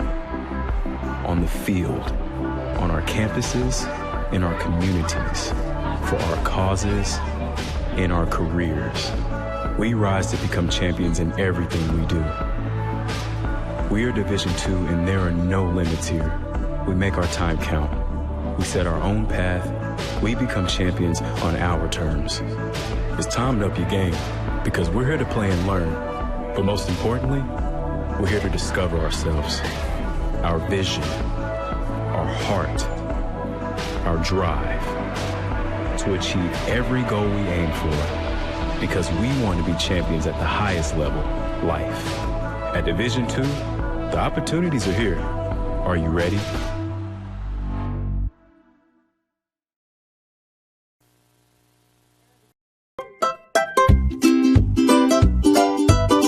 What do you get when you take your favorite food and stuff it inside a pocket of homemade dough? Cooked perfectly until golden brown. It's a mouth-watering empanada from Mr. Empanada. No one makes a better empanada. Take Ted Webb's word for it. Almost as good as my mom used to make. Check out our website for a location near you, MrEmpanada.com. And we are back here in beautiful Tampa, Florida for the bottom of the 8th. Your number 1 ranked Tampa Spartans lead by a score of 4-1 against Sunshine State Conference rival, the St. Leo Lions. We have the Dunkin' Donuts call to the bullpen. Mr. Davis, if you could tell us who's coming in for the St. Leo Lions. Well, number 49, the freshman, Dylan Broderick, is coming in, the right-handed pitcher. 5'11" out of Land Oaks Lakes, Florida. Went to Sand Lake High School, by the way. And he is currently pitching an ERA of 1.93 on the season and only 1 loss on the year. So he is definitely trying to get his first win of the season as he faces number 26, Dan Sullivan. Excuse me. No, you're good. Great introduction. So new pitcher on the mound for Dan Sullivan. Dan Sullivan struck out in his first 2 plate appearances, but then hit a double in the 6th and looking to continue with that right here, right now. Dan Sullivan with a massive swing and missing. Count will be 1-1. Spartans were hopefully their last at-bat in this game, trying to close it out in the next half inning. Very well said. The pitch to Sullivan. Sullivan with another big swing and a miss. Count will be 1-2. We are here in the bottom of the 8th, and Sullivan looking to continue hitting. I did notice from Broderick has an interesting style. He goes overhand, then sidearm. So one of those things that I tried to do, never obviously worked, because that's why I'm up here in the booth. But people have successfully done his style where he mixes up the styles. It's hard to see the pitch knowing where it's coming from, because you're expecting it to come out of one angle, then it comes out of another one. So it'll be interesting to see how he does that. 2-2 count. The pitch. Quick feet there by Sullivan. Get out of the way. Count will go to full 3-2. I was convinced that it hit him, but it did not hit him as he quickly came out of the batter's box and adjusted. So the full count here. Full count to Sullivan. Sullivan hits it in the air, down the left field line, trailing, and into the bullpen for the Spartans. So we'll do it all over again. Count remains full, 3-2. Between the two squads, 12 hits, 1 error, and 5 runs. Spartans having 4 of those runs, 7 of those hits, and the only error on the night. St. Leo with 1 run, 5 hits, and no errors so far in the bottom of the 8th. Broderick coming set, the 3-2 pitch. Sullivan does the 1-2, get out of my way. He will take a free pass to first base. This is not Monopoly, but he can advance and collect $200. Sullivan, you know what, actually I should say he's not collecting $200. NCAA do not investigate. It's just a play on words. So now we have J.D. Urso up. J.D. Urso, 1 for 3 tonight. A ground ball, a flyout, and a single, and an RBI for him. So his last base hit was an RBI. He did also score a run, very much so, Mr. Davis. Sullivan takes his lead. Urso looking for a bunt. Win Reality Athlete, showing how that works. It's a virtual reality thing, Mr. Davis. He gets to get his at-bats. It's virtual reality. It's a new idea that has been come up over the last couple of years with virtual reality technology, and it seemed to have paid off as he's also got a Player of the Week under his belt this year. He's hit his first 3 collegiate home runs this year, so seeming to be working out really well for him, getting those extra plate appearances, I'm assuming back home or wherever he is, when he's not at the ballpark. So really great. He's a Tampa relative. So Tampa native. Dad's the head coach. They're going to remember these days fondly when they are older. Nonetheless, Broderick with the pitch, ball low, count 1-1. Sullivan on first. Wait, I thought they called that a ball. The scoreboard says it's a strike. Oh, so 1-1 count as the umpire, excuse me. No, you're good. Is calling the scoreboard to be recorrected. Now it's 1-1. 1-1 count. The pitch to Urso. Urso looking bunt, ball passing. Sullivan advancing safely to second. So a bunt would move him over to third now, and that insurance run gets even more important.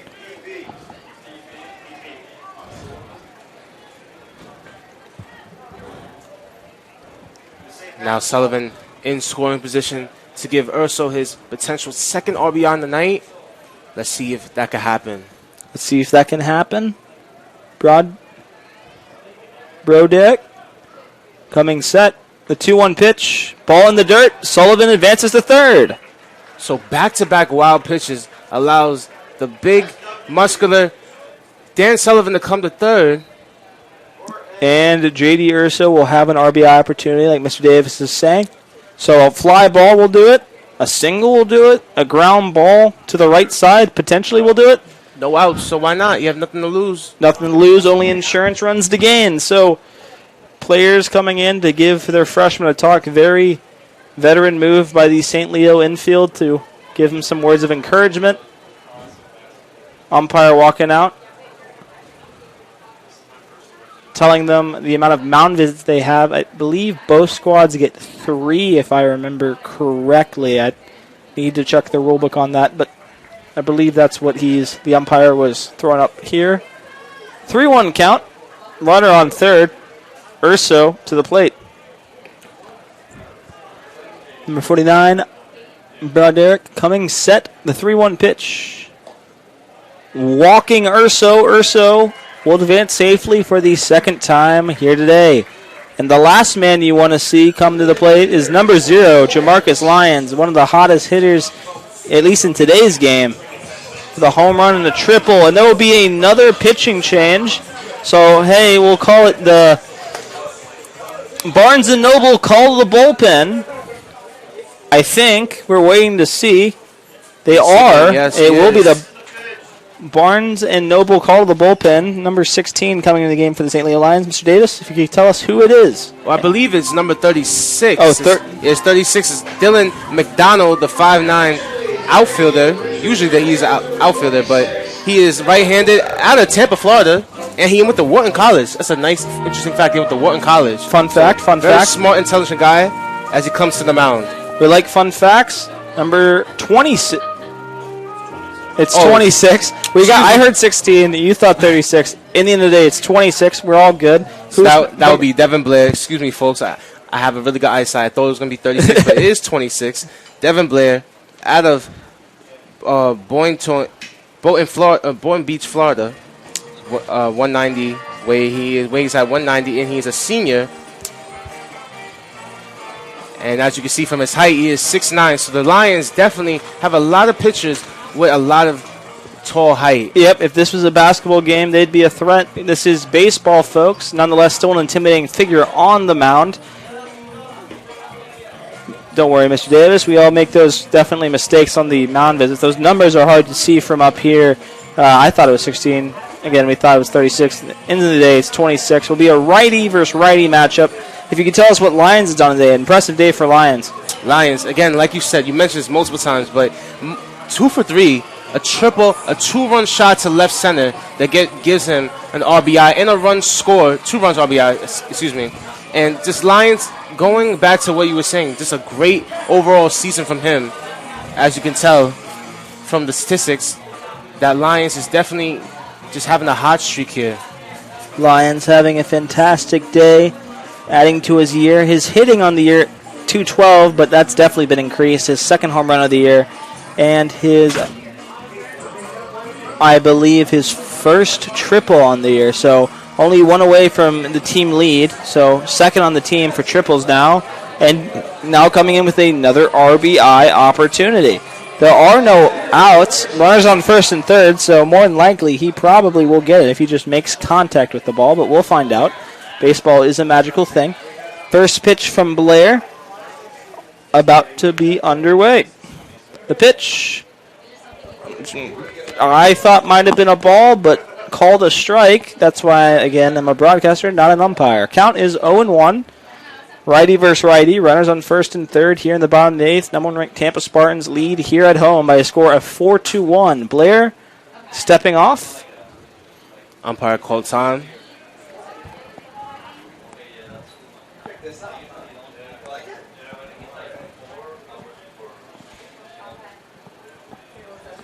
Blair coming set. Throwing over to first. Always an interesting move, I think, Mr. Davis, when there's a runner on third, to throw over to first on the off chance you miss the throw and now another run scores, especially at this close of a ball game. Yeah.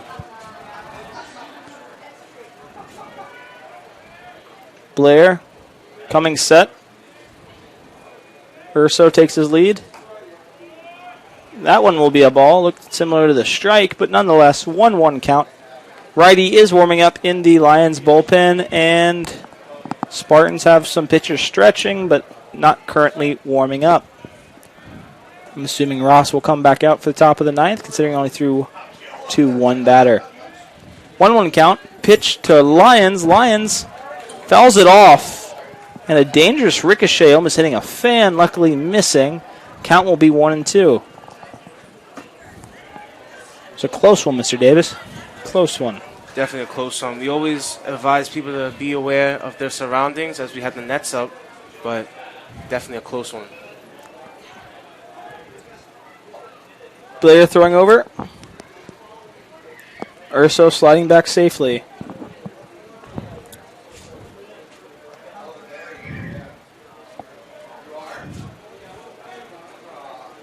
Blair coming set. The pitch. Almost hitting Lions. Lions could read or see the laces really clearly on that one. 2-2 pitch. About to be underway. Runners on first and third. All it takes is a fly ball to score a run.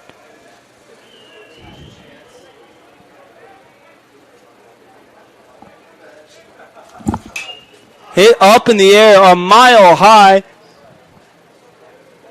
And that's the one thing you don't want to do with runners in scoring position with no outs, is hit it to the second baseman. Yeah, I know. It's just Anderson. It's unfortunate sometimes, as you want a sack fly to get in that last run, but sure, evidently not. It was an infield fly, and nothing could be resumed from that. So, well, it's one of those things where I wish more players did this nowadays. Now, Lions is a way better hitter than I could ever have dreamed of, but shortening up and just trying to make contact on the ground to get a run in.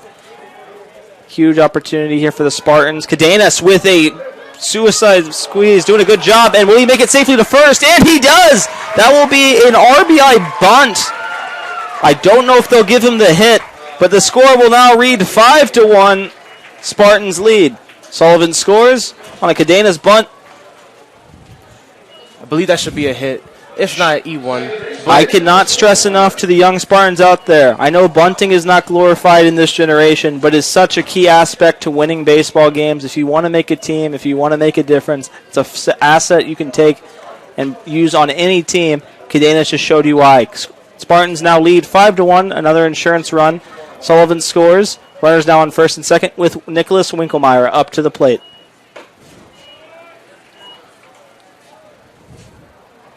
Winkelmeyer, another person who has not had a hit tonight, 0 for 3 with 3 straight groundouts, looking to get something going here and get a run in for the Spartans. Who says chicks don't dig quality bunts? Pitch to Winkelmeyer, strike inside, 0-1 count with 1 out.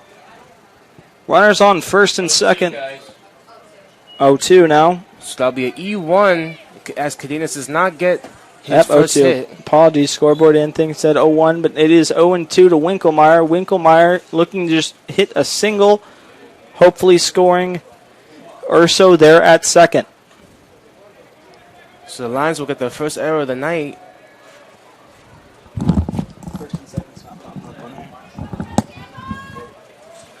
Oh. Winkelmeyer hitting it foul. We'll do it all over again. 0-2.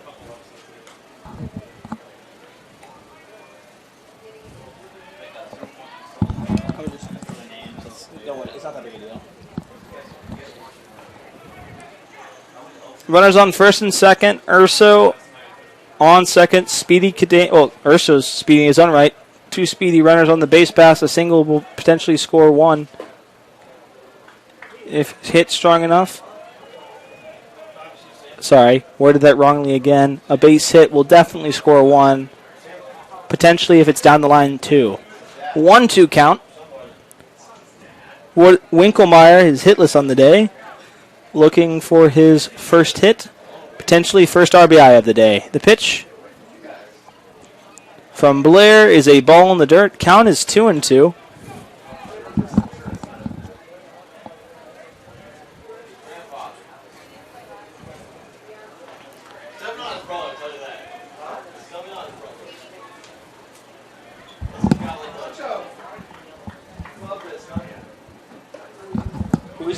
Ball inside.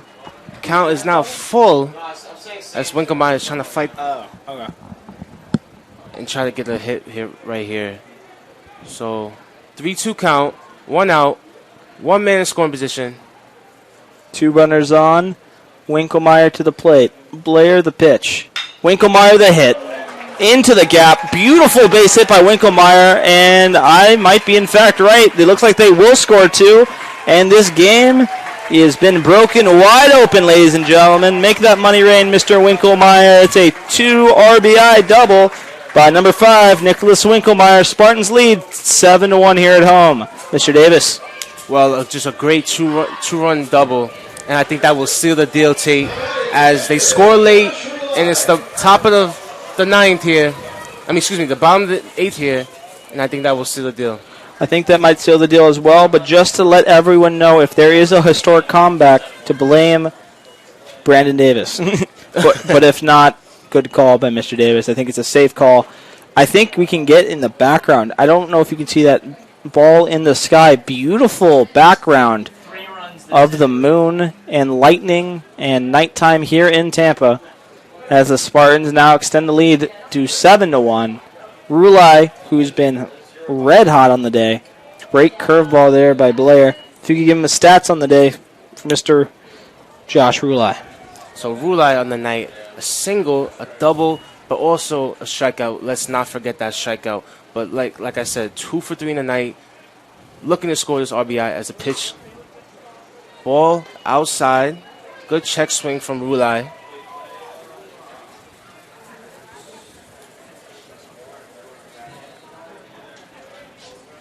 So Spartans leading 7-1. 1-2 count, 1 out. Here's a pitch. Rulai, at least moving the runner over. So Rulai's night probably will end with 2 for 4, but an RBI opportunity here for Lala. Good strategy to hit it to the opposite side to advance his teammate, Lala.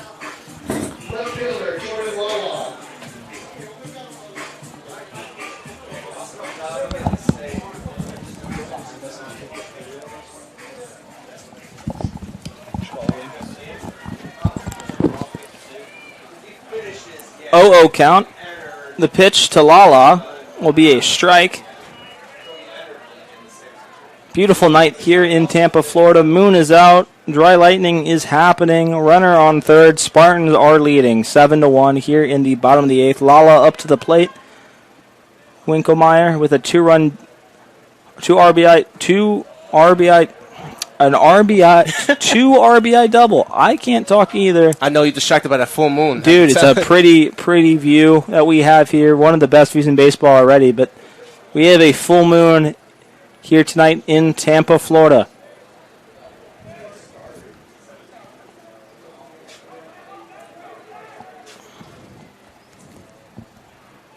The 0-2 pitch. Hit a absolute mile high. Shortstop seeming to be under it. Nunez. And just snagging it. And that will take us to the top of the 9th. Spartans put a few more on the board. Believe they put, I want to say 3. 2. 2? 2 runs. I believe 1 man left on base. No, they did put 3. I was right. That doesn't happen often. I can read numbers. I'm in college. Nonetheless, Spartans lead 7-1. You've been watching on TampaSpartans.tv.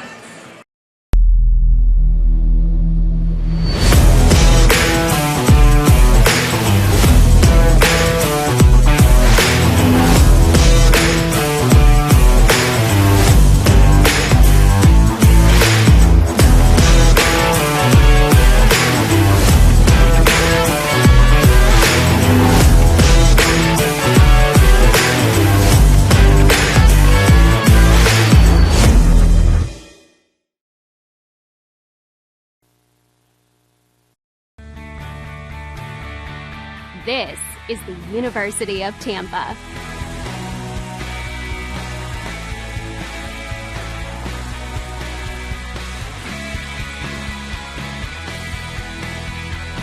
Explore your dreams. Discover your talents. Get ready to invent, innovate, and be a leader. This is the University of Tampa.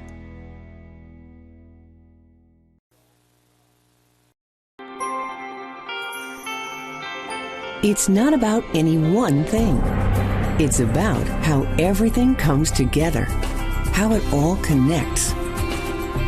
People, ideas, resources, community, everything. Quality of life services. That's what we do. Sodexo. We are back for the top of the 9th. Your number 1 ranked Tampa Spartans lead by a score of 7-1 here at home on a beautiful night here in Tampa, Florida. Full moon is in attendance. Packed house for this Sunshine State Conference Division II matchup that will be going on tomorrow as well at 1 and 4. Spartans look like they may have this all wrapped up with one of the most elite relievers in all of the NCAA coming to pitch with number 33, Dalton Ross. Side armor will be righty versus lefty. Up to bat for the St. Leo Lions. We got the top of the lineup here as Anderson 0 for 2 in the night. Chopper foul. 2 flyouts and 2 walks. Only advancing farthest was third base. But Anderson is known for his base running. Dalton Ross, not a ball, 1-1. Continue. Oh, that's pretty much it. Okay, I thought you were going with it. No, you're good. No, Anderson is a base stealing threat. Unfortunately, 7-1. You probably don't want to steal bases. Oh, wow. Anderson might get his first hit of the evening, and Cadenas just stops in front of it. Anderson gets his first base hit of the evening. Ross gives up his first hit of the evening. So, sitting here in the top of the 9th with the idea that, Brandon Davis said that there was no way that this game would be a comeback. So, leads off with a single. You a little nervous yet? No. Okay. I don't get nervous. Good to hear. Good to hear. Now batting for St. Leo. We have Crail, number 39, who was 0 for 4. Not the night that he was thinking. He would like to have, yeah. And there might be a double play here. Thrown over. 6-4. And not 3 because he's safe at first. Crail beats it out, and that will be 1 out. It'll be a fielder's choice. And a runner will be out at second. I believe that's, yep. Urso to Winkelmeyer for the put out at second. So Anderson will be off the base pass. Crail will take his place at first. And now batting for St. Leo will be Spartans, who's also 0 for 4. There's a notable amount of Lions who haven't gotten any hits tonight. But 3 strikeouts on the night and a ground ball to third. Good pitch right there from Ross. Take the first strike. 0 for 1.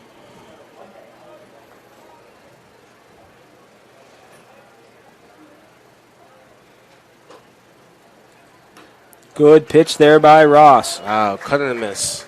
Great breaking ball there by Ross. 0-2 count. 1 out here in the top of the 9th.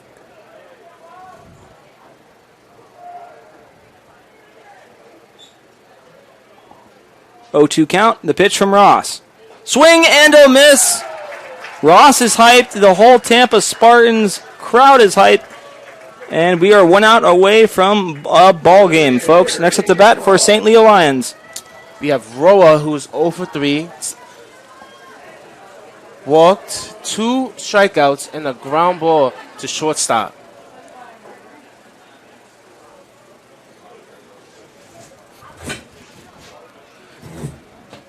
Dalton Ross looking to make quick work of Roa. The pitch, ball outside. 1-0 count. Sparling on first base.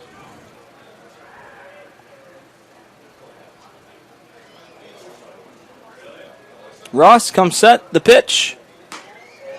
Just missing. 2-0.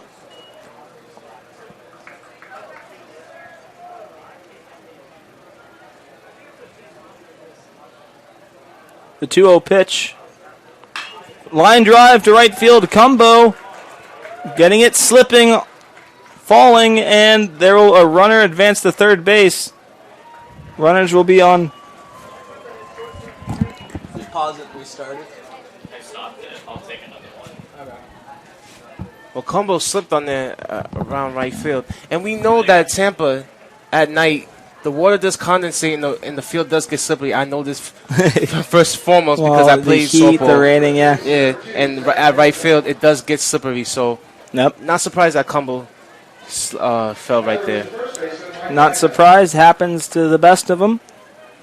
I believe, nope, that won't be an error. I think he was going to third anyway. Ross, the 0 pitch. Runners on first and third. First pitch to number 7, Wyman, who has hit a home run on the day. So, could still do it again. But Spartans do lead 7-1 here in the top of the 9th. Ross with an 0-1 count.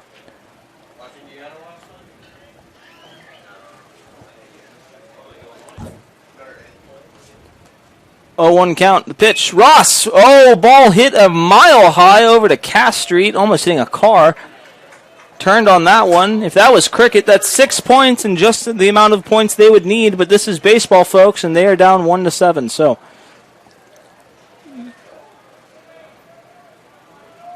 Ross, 0-2 pitch. Top of the 9th. Spartans lead 7-1. And that will be your ball game, folks. Dalton Ross is pumped. I'm pumped.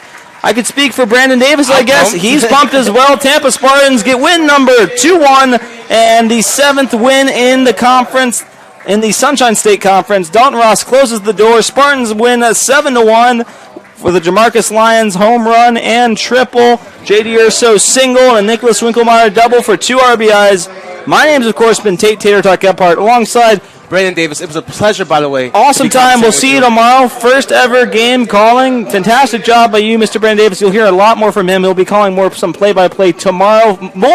The moon is full. It is Friday night. Drink responsibly. Drive responsibly. We'll see you back here at the ballpark at 1 and 4 for another doubleheader against the St. Leo Lions. Have a nice night, everybody. Drive safely.